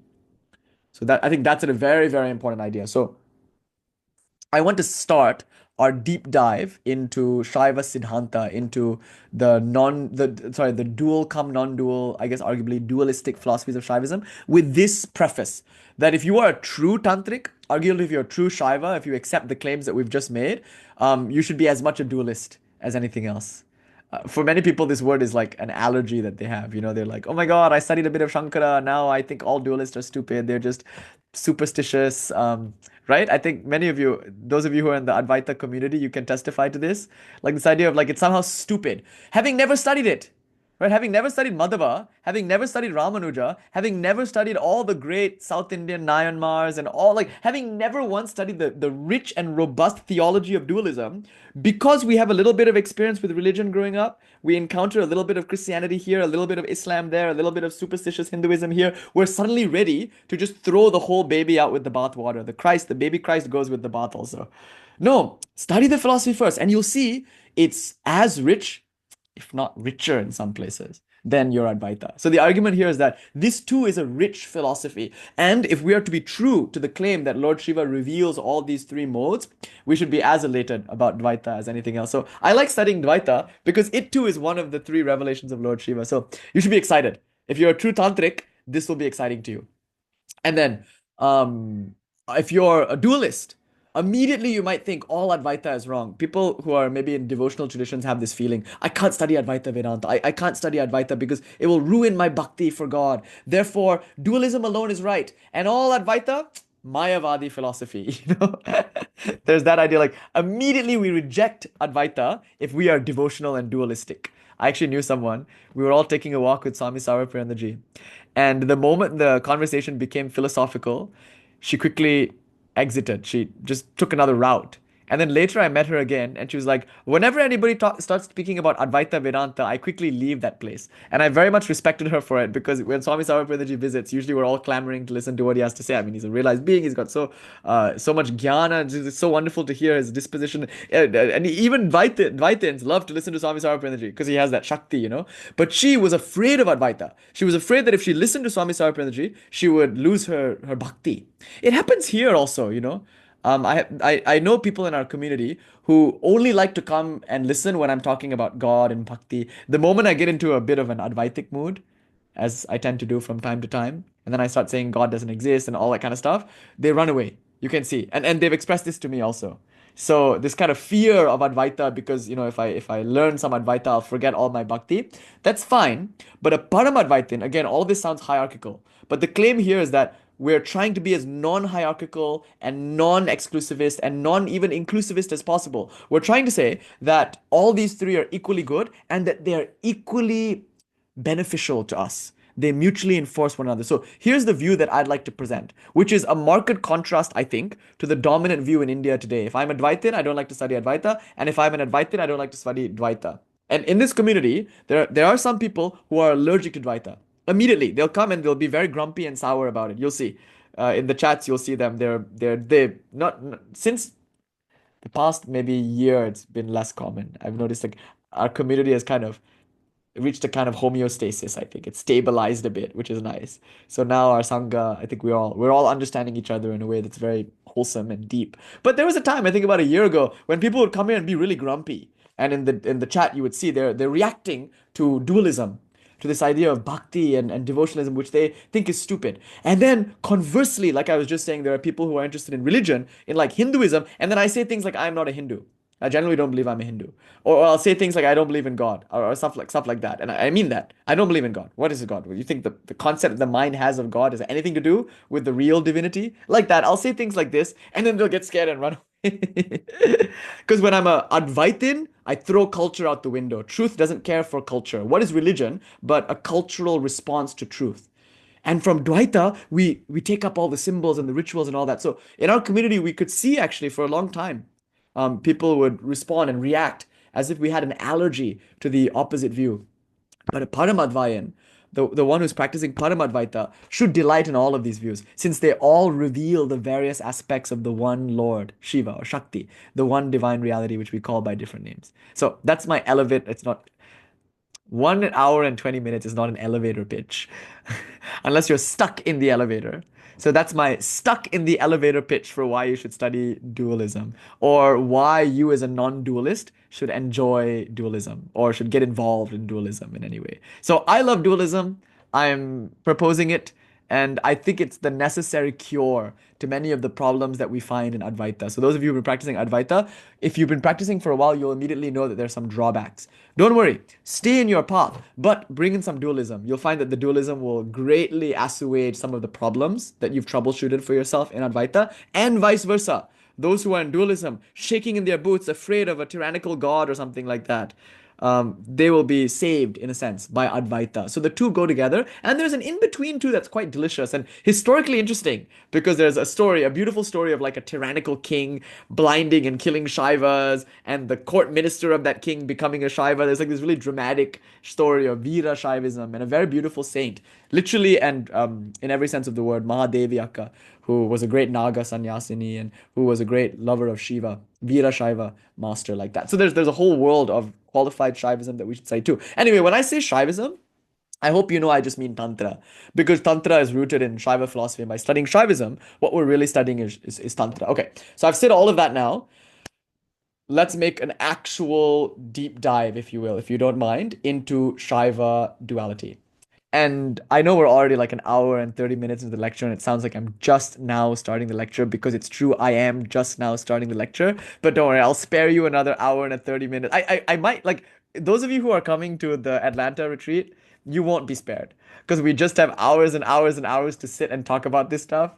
But because it's Monday night, and I know, like, for some of you on the East Coast or whatever, I'll wrap this up. So maybe next week we'll take up the same thing again, but with this pitch. And the pitch is study dualism. It's wonderful. And theologically and philosophically very, very rich. And practically very, very helpful. Right? And so the claim, again, the central claim that all of this is referring back to is that Vedic lifestyle creates bhakti, and bhakti is a very, very important prerequisite for esoteric tantric sadhanas. You see, I'm troubleshooting because I've noticed in our community when something does go wrong, very rarely it does, but it can. I notice these are the things that are probably falling through, these foundational things. And bhakti is so important. I forgot how important it is because I just assumed it in everyone. But I'm realizing that it is actually possible to come to spiritual life without bhakti. In India, it's very rare. Usually you start with bhakti and then you come to higher tantric sadhanas. But now it's possible to come to tantric sadhanas without any kind of bhakti whatsoever. And not to say that's wrong. Again, many people have succeeded. You don't need bhakti, but it's helpful to have some bhakti. So Abhinavagupta says, he was born with a spontaneous devotion to Lord Shiva. In many places, you'll see Abhinavagupta, who is the perfect rule following Brahmin, by the way, by all accounts. Even when he's doing crazy, like transgressive, orgiastic left hand path tantric rituals in his house, even then, outwardly, he presents as a grounded, reasonable Brahmin of high society who like does all the Brahminical things. He's not like out in the cremation ground covered in shit, like screaming. Like he's actually perfectly grounded in his Brahmin context, and he's executing his function as a Brahmin teacher, as a member of the intelligentsia of Kashmir at the time. And he's also hosting these really transgressive practices. But importantly, he in one place says he said, biographically, autobiographically, he said he was born with a spontaneous devotion to Lord Shiva, which is a sign of high spiritual aptitude. So we say when a guru assesses a student to see the fitness of the student for tantric initiation, the guru must check to see if there's devotion to Lord Shiva. Now, from a sectarian point of view, you could say, well, why would you be initiated into Shaiva Tantra if you didn't in the beginning have some devotion to Lord Shiva? So you have to be a Shaiva. In other words, you have to be devoted to Lord Shiva. One of Kali's names in the Kali Sahasranam, which I really like, is Shaiva. Shiva is the god. Shaiva is the follower of Shiva, or I would prefer the term lover of Shiva. So why is Ma Kali Shaiva? Because she loves Shiva. So if you are Ma Kali, then also you're a Shaiva. That's a cute idea, huh? But anyway, one of her names in the Sahasranam, 1,000 names, is Shaiva. But necessarily, if you want to study Tantra, and arguably almost all of what we're studying is Shaiva Tantra, Shakta Tantra, it makes sense that you're probably a Shaiva. And if you're a Shaiva, it makes sense that you probably are devoted to Lord Shiva in some capacity, no? So devotion is kind of a given. And yet, Abhinavagupta, he stresses it. He says, I was born with a spontaneous devotion to Lord Shiva. Devotion is one of the signs of Shaktipata. So a teacher, before accepting a student, will check that they have love in their heart. But more importantly, not selfish love, not a narcissistic love for Ma. It happens a lot, in America. And I guess I can put the recording back on now. But Kumare is a documentary where, like, this American-born Indian who is very inspired by his grandmother. He goes to India and he sees all these babas and yogis and sadhus and whatnot. And then he comes to America and he sees these gurus and he feels like the gurus are taking advantage of people. They're like, using their pretense to like secure money and power and all manner of things. So he wants to do do a social experiment, if you will. So Kumare follows the story of this Indian man who dresses up like a guru. He gets a big beard, he grows his hair out long, he wears clothes, and he has a staff, a danda, and then he just walks through the park and he attracts devotees. you know, and the devotees are attracted to him because of this figure. But interestingly, he has all these different students, and there was one student who I think she was very interested in finding legitimacy for her yoga practice. Again, this is a conjecture. I don't know what was going on in her head. I don't know what happened. But I think it was very important to her that he was an Indian guru and that he was transmitting an Indian lineage. And in one place he said, so I've given you a practice, and he made up a sham practice. And he was like, if one day you find, and he's speaking in like an Indian accent at this point, he's like, if one day you find that this practice I gave you was sham, would you throw it out, having recognized now that it's of some value? She's like, no, I won't. Because when the practice was transmitted, she felt something, allegedly. He made it up though. He even got somebody to like worship a picture of Osama bin Laden. The idea that people are just like, here, put a guy with a beard on your altar. Okay. Like people are like, they're sweet, they're gullible, but you can just kind of fool people into doing anything. So it's a funny it's funny. It's a funny documentary. I like it, but very serious also. It makes a very important point. In fact, it should be sensitivity training in our community and in like all communities that gather together for spirituality. Be careful of the facade of the bearded, long-haired Indian guy, you know, because it looks cultural and stuff. And be careful that you're not coming to it just for cultural stuff, which is good too. But anyway, in this documentary, what ends up happening is later he comes out, he shaves his beard, cuts his hair, comes out in American clothes, speaks in his American accent, and reveals the sham. And many of the people weren't upset about it. They were like, oh. And the whole time he was trying to teach people that they were their own guru, that they were actually creating their own practices. And they thought it was good natured. Actually, the whole thing was very good natured. And I think he was a true guru. In my sense, in my feeling, is that he really taught Indian spirituality in a really true way. He made fun of the tropes, like many Indian masters, Ramakrishna included, did. Vivekananda also made fun of the tropes.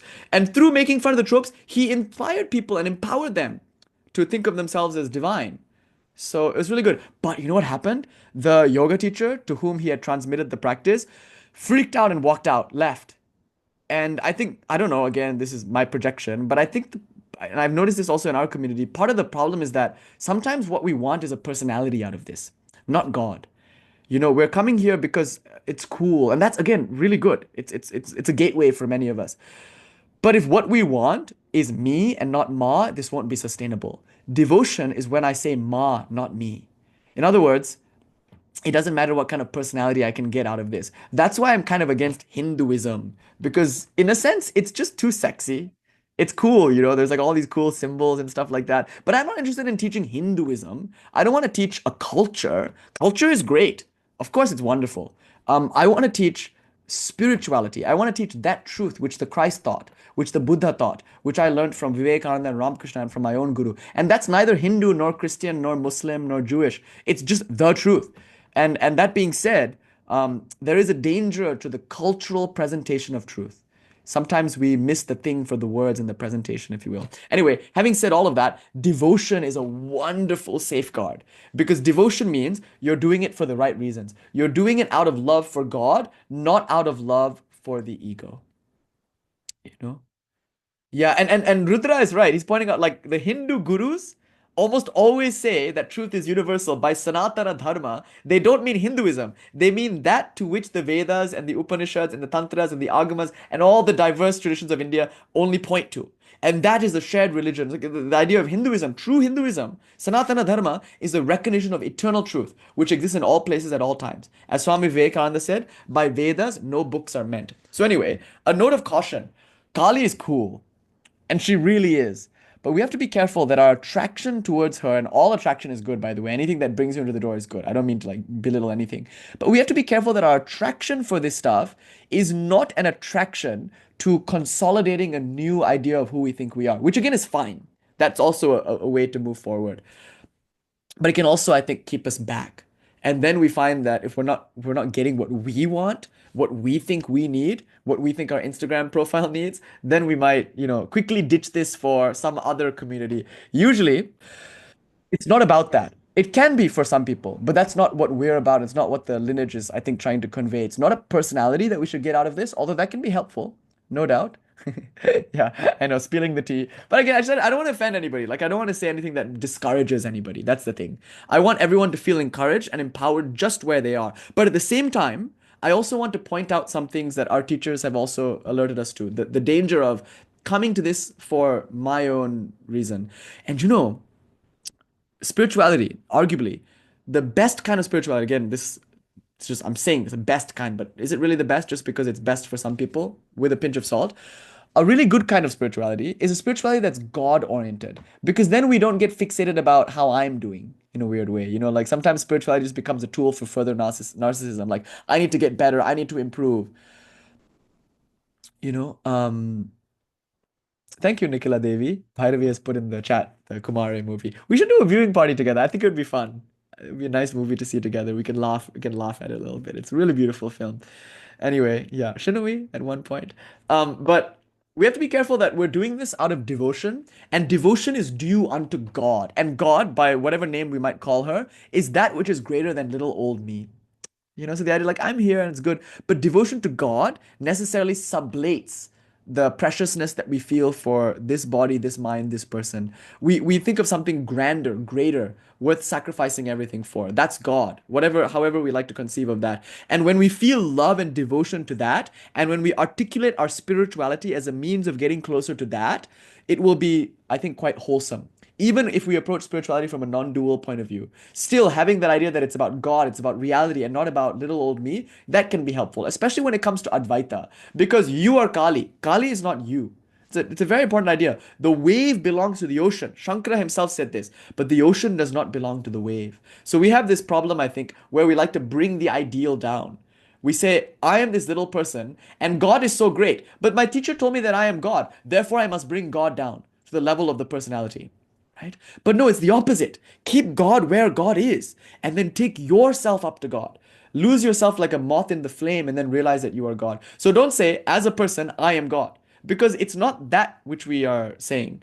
You are God, but in a much deeper and more real way than you could have ever imagined. So dualism is helpful in that sense, actually. It ensures that in the beginning, we have the proper attitude in creating and cultivating devotion to God.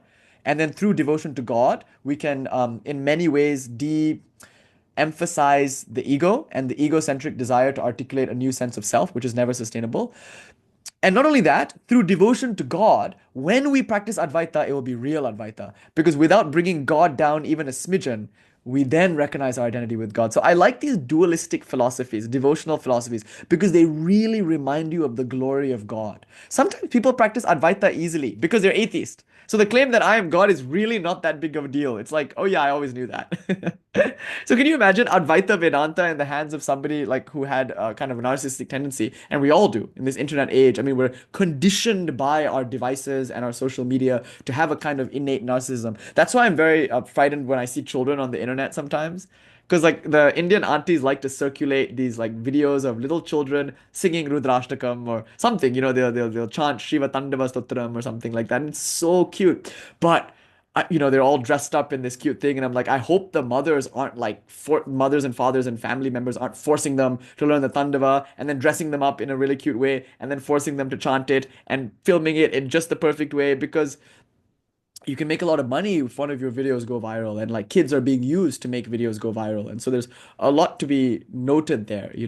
So to be careful about the way that our social media platforms are subconsciously, I think, getting us to think in this way. And that being said, Advaita in that context can be a little I'm not going to say dangerous. It's not dangerous. Advaita is always good. The truth is always good. The truth will never do you any harm. But it can be misinterpreted, and there can be a little retarding in that it can hold you back in spiritual life a little bit, because it forces you to, I think, reify the very thing that you are transcending, this sense of limited self, if you will. So Advaita is wonderful. It's my favorite. And I will, with my last breath, preach it. That being said, Dvaita is also wonderful. And I also want to preach it, because together, the two of them can rule the galaxy as father and son. Okay. Together, the two of them, I think, necessarily check and balance one another. So devotion, devotion, devotion. Study Dvaita philosophies because they can increase devotion in you. Do practices from a Dvaita point of view because they can increase devotion in you. And that devotion is a powerful safeguard against narcissism and egocentricity, which can come up in spiritual life. But most importantly, Um, Most importantly, that devotion sweetens everything. Swami Vivekananda once said, I give you dry hard reason, softened in the syrup of bhakti. When times get really difficult in spiritual life, it's that devotionalism that you can fall back on. It's take refuge in it, if you will. So even Buddhism, which is non-theistic, has a strong devotional current by taking refuge in the Buddha, by taking refuge in the teachings, by taking refuge in the Sangha. Buddha sharanam gacchami, Sangha sharanam gacchami, Dharma sharanam gacchami. They chant this. I take refuge, I take refuge, I take refuge. And the Yidim in the Tantric Buddhist tradition is a deity, and you take refuge in the deity. So even in Buddhism, everywhere you find this importance of devotion. If you look at Shanti Deva, it opens up very nicely. He says, Shanti Deva and Bodhicharyavatara, he says, I'm doing this just to purify my intellect as an act of devotion to all the bodhisattvas that have come before me. Haven't you noticed there are many people who teach, who sit on a platform, but who is that devotion for? Is it for God or for the self? And we have to, all of us, be very careful, whoever we are, wherever we are, because there's always something in the mind that's saying, I, the ego, am God, worship me. And so the guru yoga thing can become very dangerous for the guru and for the students. Because actually, all of us together are sitting at the feet of God. This is what we learned from our gurus. They don't have the guru cult of personality around them. They don't have that like big Baba vibe. Not to condescend to that, that's also important. But our gurus have been so humble and so simple, so much so that you can almost miss their spiritual power. You know? To many, my guru is a sweet Bengali old man. That's it. That's all that he will appear to many people. To me, he is God himself. But that's because he doesn't make a show of it. He doesn't sit on a big throne and on Guru Purnima day, I'll go and do puja to him. I have a lot of Guru Bhakti. I like to do Guru Puja. So I'll go. But you have to like chase him. He will run away from you. And then I have to conspire with our Mate Prana, who is like our junior Guru Maharaj. She's like his foremost disciple and our like, our big sister or our mother in a sense. So we have to go to her and get her.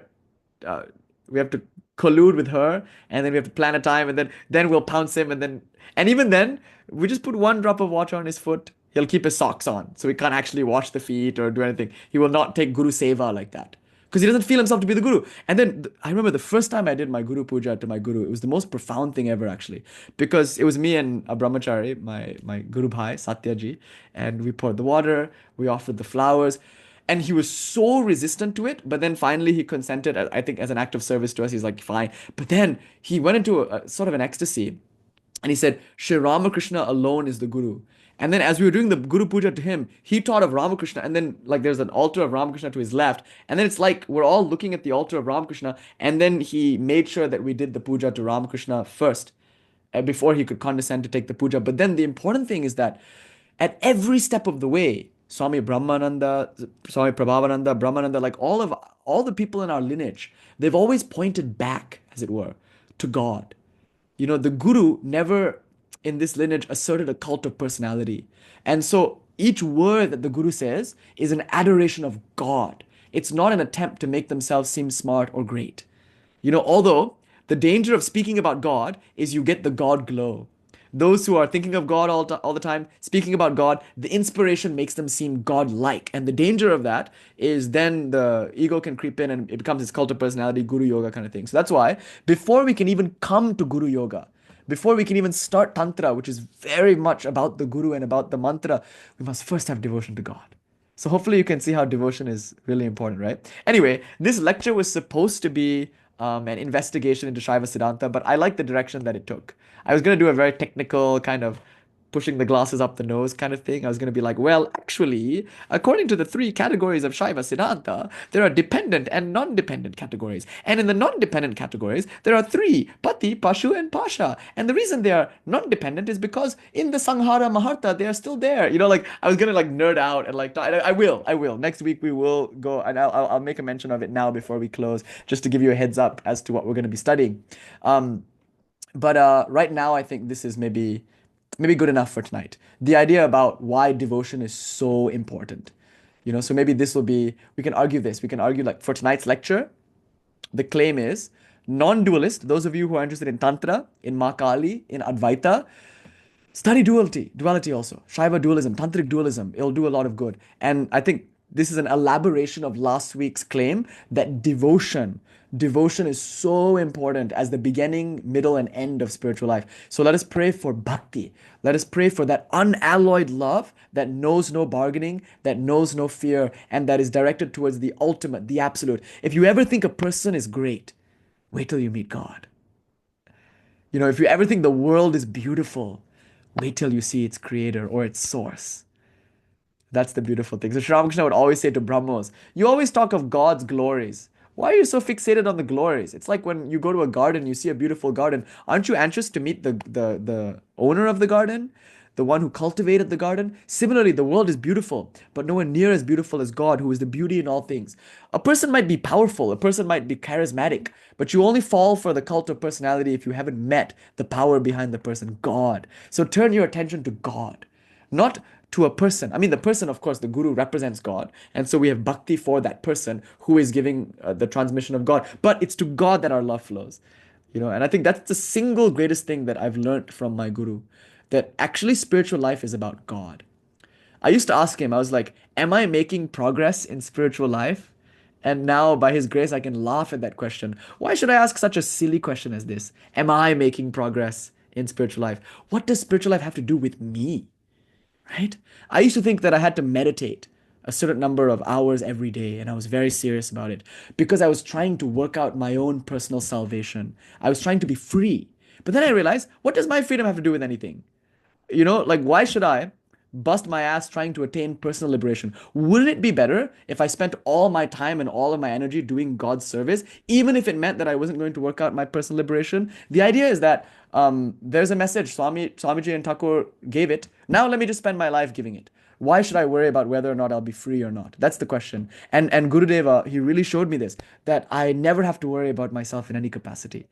What self? God alone. So spirituality is God oriented. We do japa, and we do japa not because we're trying to be free, but because it pleases the Lord. We do puja not because we're trying to attain some kind of moksha or attain some kind of vision of God. May I never see God. Who cares? May I never attain moksha. May I be born in innumerable hells and suffer eternal miseries. Who cares? I'm doing puja because it pleases the Lord.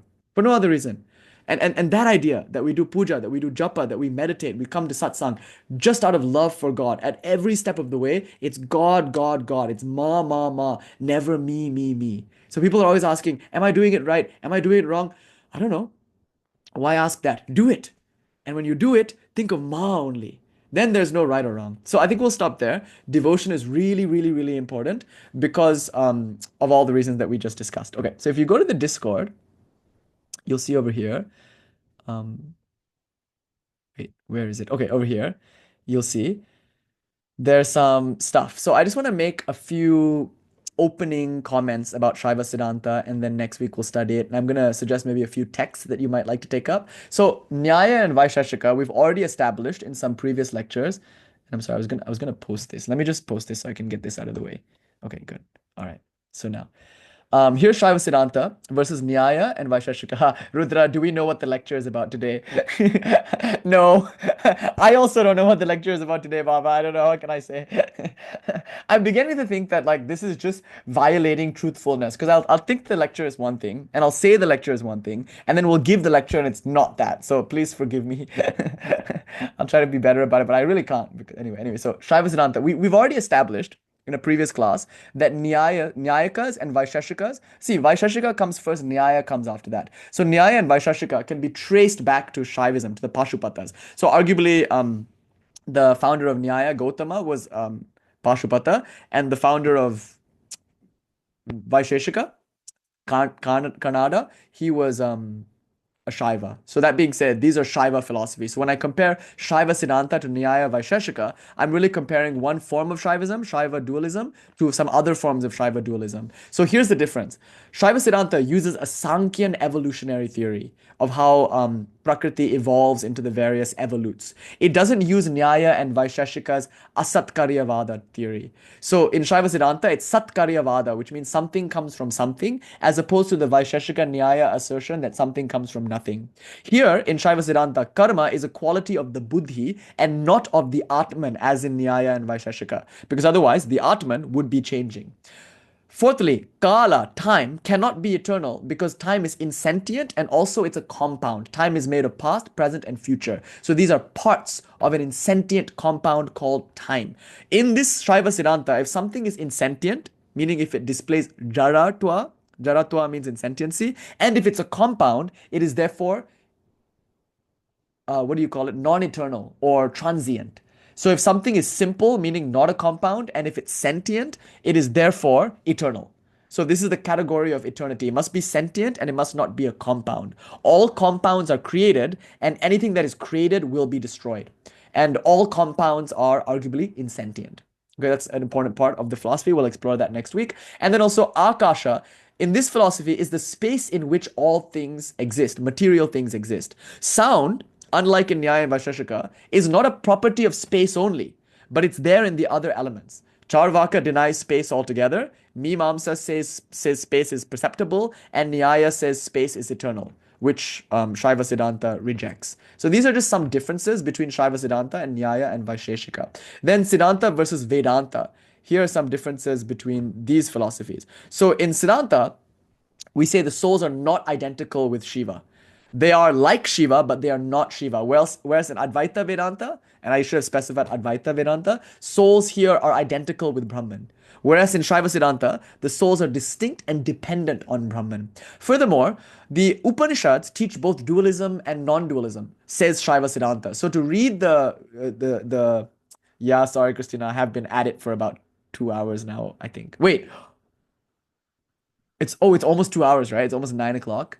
Oh my God, that went by so quickly. Anyway, so the Upanishads teach both dualism and non-dualism. So how can you say they only teach non-dualism? That's one claim. The material cause must be different from the efficient cause, because how can Brahman be the cause whose effect is the world? The world is changing and Brahman is not. And since the effect always has the characteristics belonging to the cause, take for instance the dairy in yogurt, which is present there in the milk.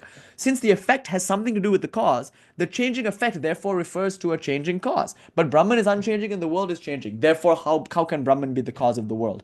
So that's one thing. And there is no means and ends in Advaita Vedanta. If you are already Brahman, then what's the point of doing jnana? In other words, what's the point of manana, shravana, nididhyasana? Like there's no point in studying and practicing if you're already Brahman. So that's another response. And Brahman is claimed to have characteristics. It's Sat, it's Chit, it's Ananda. But how can they be said to inhere in Brahman when you need an other to whom those qualities can shine? So Brahman cannot have characteristics because these can only shine in relation to the other. In Vedanta, since there is no other outside of Brahman, Brahman cannot have qualities, therefore Brahman doesn't exist. And by qualities here is not meant guna, it's meant like Sat, Chid, Ananda, like Svabhava, like essence, nature. Okay, so if Brahman doesn't have Svabhava, then it's back to Buddhism. In other words, it's back to nihilism. So Siddhanta fights with Vedanta on these various grounds. And don't worry, Brandon G, I'm about to go into depth. Like these are just a preliminary pass. I have so much to say with comparisons between Siddhanta and Vedanta, and we'll get into it next time. So Pashupatas versus Siddhanta. So Pashupatas are ascetics, whereas Siddhantas are householders. That's one difference. Now, and that difference is also philosophically. There's a philosophical reason for why. Now, the Pashupatas have 5 categories: Karana, Karya, Yoga, Vidhi, Dukanta, whereas Siddhanta only has 3: Pati, Pasha, and Pashu. These are the eternal categories, whereas there are about 38 or 36 categories that can be derived, but they're dependent. Now, liberation in Pashupatism is really just the end of suffering, whereas liberation in Siddhanta is both the end of suffering and the attainment of both omniscience and omnipotence. So arguably, what Siddhanta does, to use the phrase from K.C. Pandey, is it improves upon the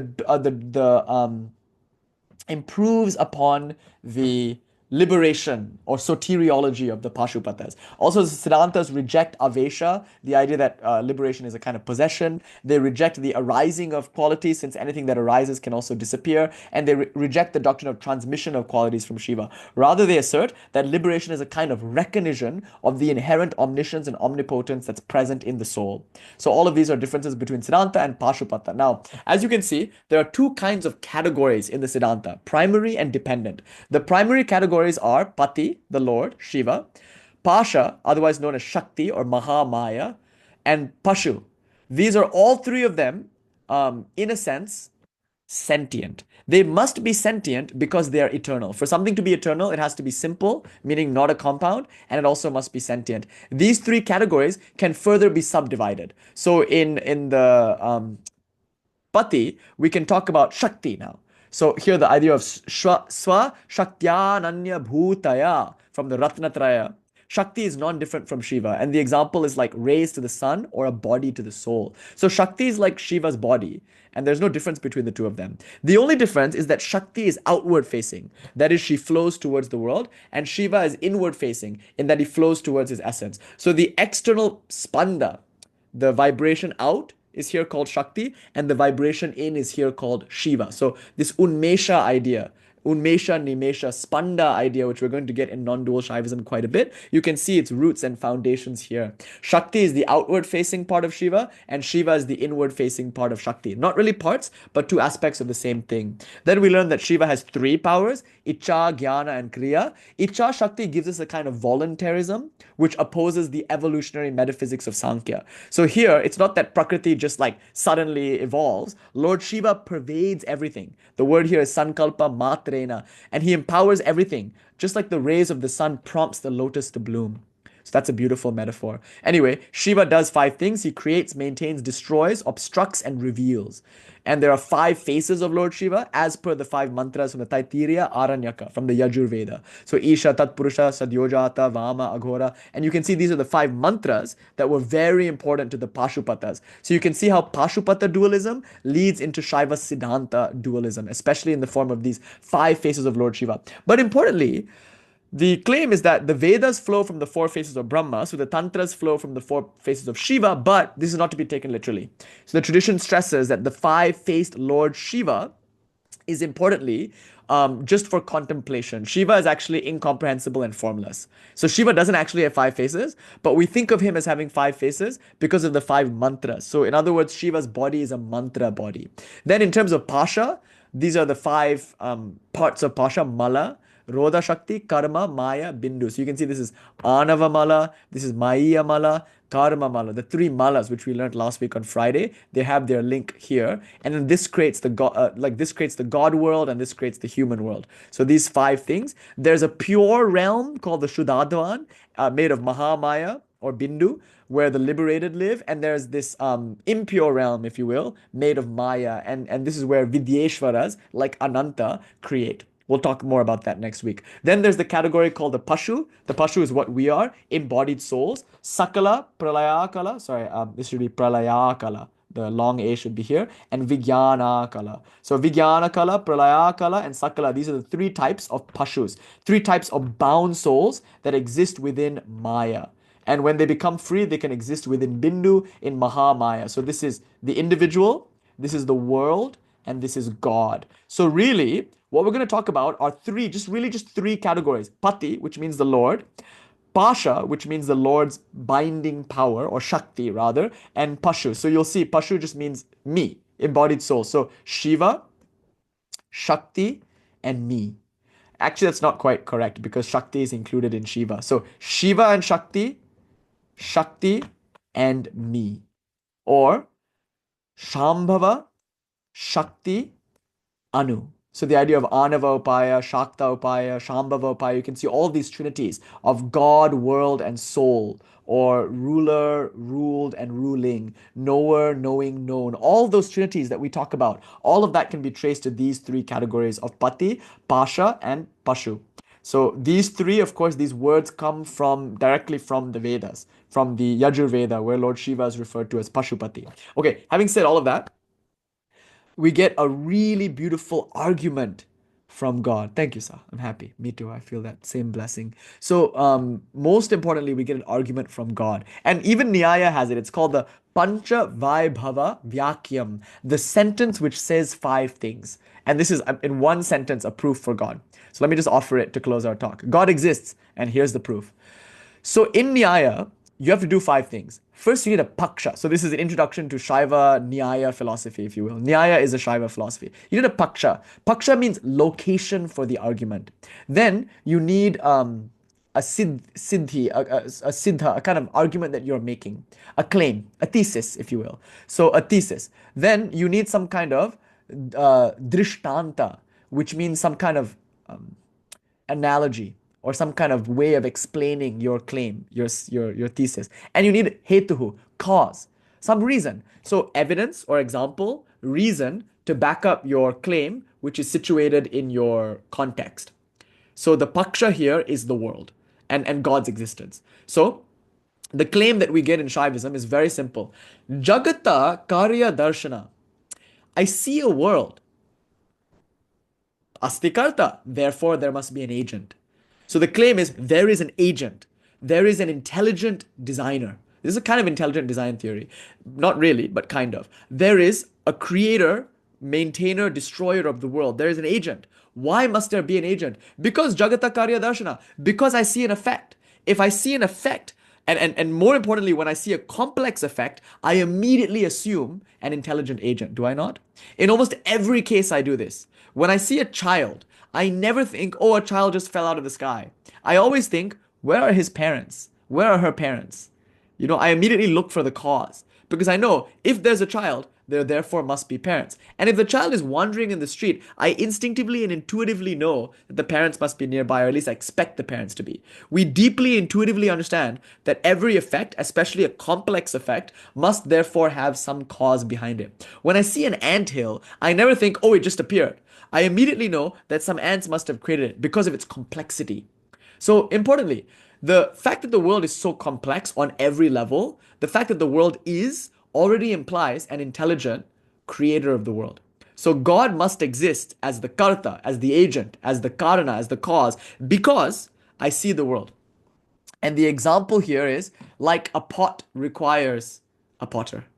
I will never look at a pot and say, hey, look, it just appeared. No, I almost always, in every case, assume that a potter created a pot. You're a wizard, Harry. I can never resist that joke. So some Harry Potter created a pot. Never does a pot appear without a potter. So the Kumbha Darshana, the fact that I see a pot, Gata Darshana, implies the Karta, the agent. Similarly, because I see a complex world around me, Karya, Jagata, the Karya Darshana, because I see the world, which is the effect, there therefore must be, in every case, a Karta, an agent.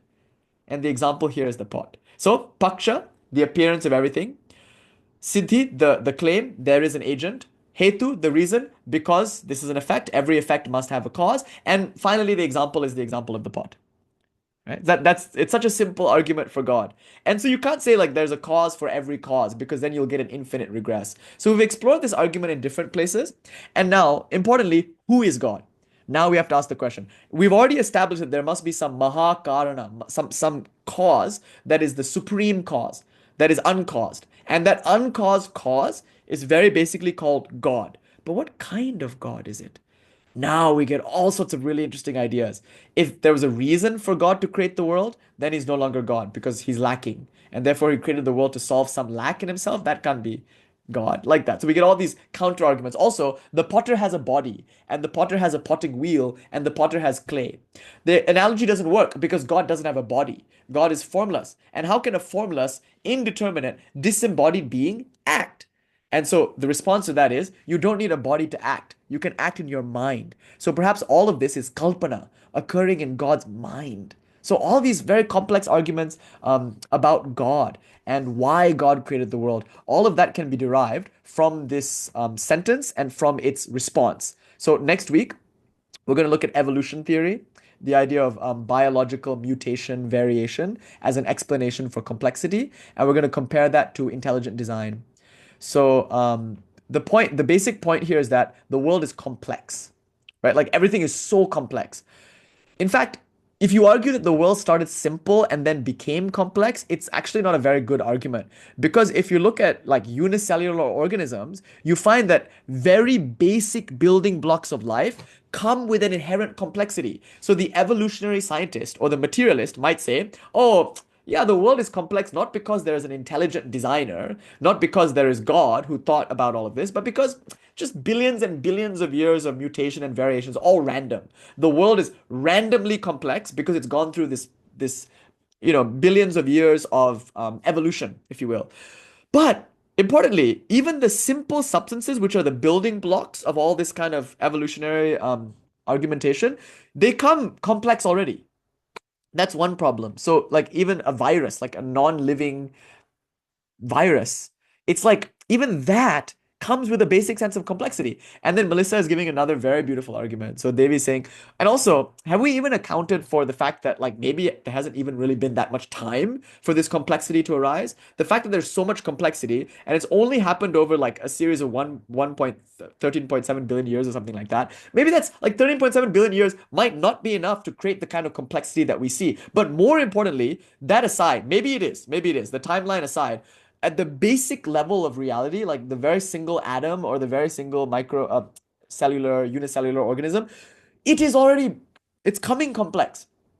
And then why is there gender? In other words, why is there a male part of the plant and a female part of the plant? Wouldn't the plant do better if it could just propagate itself asexually? So another idea of this, like the complications of the world, the complexity of the world, that itself implies some kind of intelligent design. So we're sort of making an intelligent design argument here, sort of making like a cause argument here for God, but it's much deeper than that, as we'll see next week. So Viranatha is joking here. The next lecture might end up being the fighting lecture. Yes, next lecture will take on a more debating tone. I think this lecture is just a sell.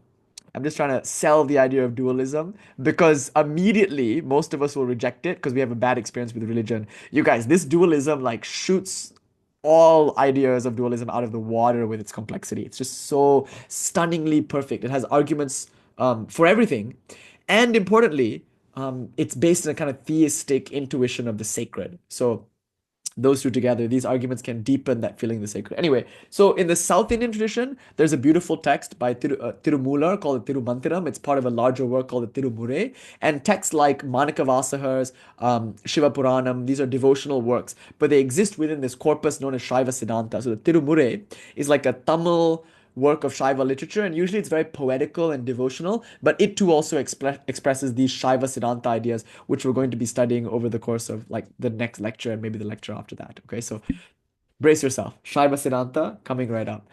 To close out, I have to read to you a little bit from the life of Sri Ramakrishna. Again, remember our project is to track all of these developments also in the life of Sri Ramakrishna, and I just want to read you a few passages that Sri Ramakrishna where Sri Ramakrishna himself talks about his devotion.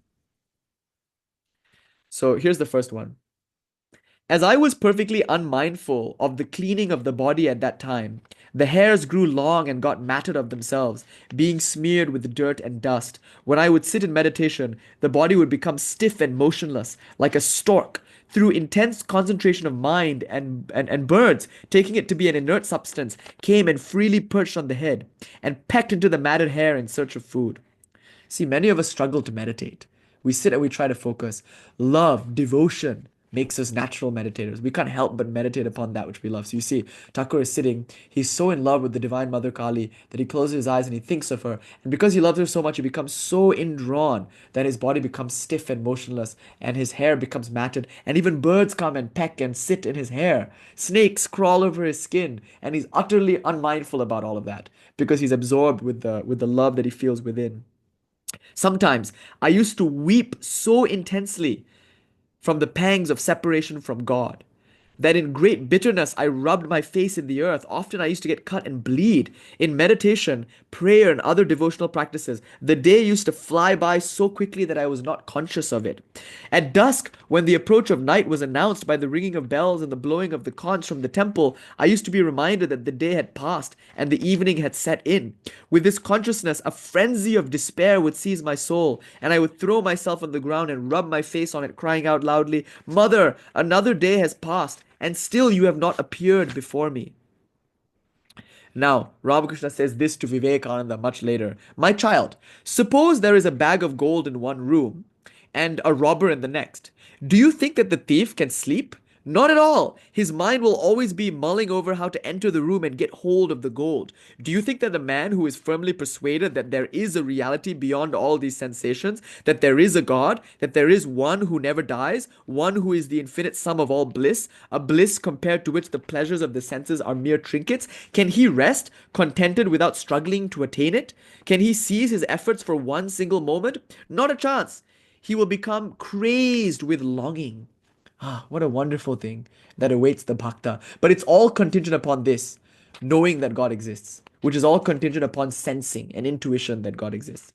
One day, again from Sri Ramakrishna, I was torn by intolerable anguish. My heart seemed wrung as a damp cloth might be wrung. I was racked with pain, and a trigger warning coming up. He's going to, entertain some suicidal ideation and like offer his own head as sacrifice. So just it's going to get very intense in a moment. A terrible frenzy seized me at the thought that I might never be blessed with the divine vision. I thought if that were so, then if I thought if that were so, then enough of this life. A sword was hanging in the sanctuary of Kali. My eyes seized upon it, and the thought raced through my brain like a flash of lightning. The sword, it will help me put an end to it. I rushed up to it and seized it like a madman, and lo, the whole scene, doors, windows, the temple itself, simply vanished. It seemed as if nothing existed anymore. Instead, I saw an ocean of spirit, boundless, dazzling. In whatever direction I turned, great luminous waves were rising. They bore down upon me with a loud roar, as if to swallow me up. In an instant, they were upon me. They broke over me. They engulfed me. I was suffocated. I lost all normal consciousness and fell to the ground. How I passed that day and the next I know not. Round me rolled an ocean of unspeakable joy, such as I had never experienced before, and inside me was an immediate knowledge of the light that is the mother. Or all I could say at that point was Ma.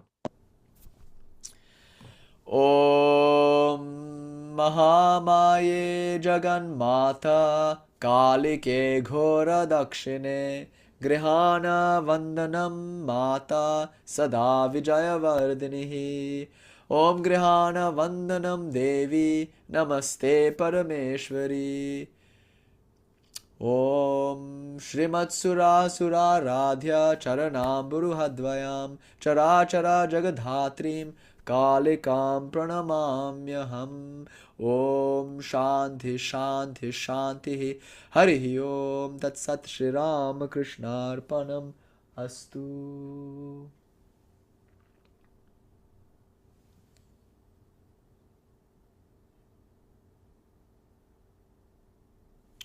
Jai Maa.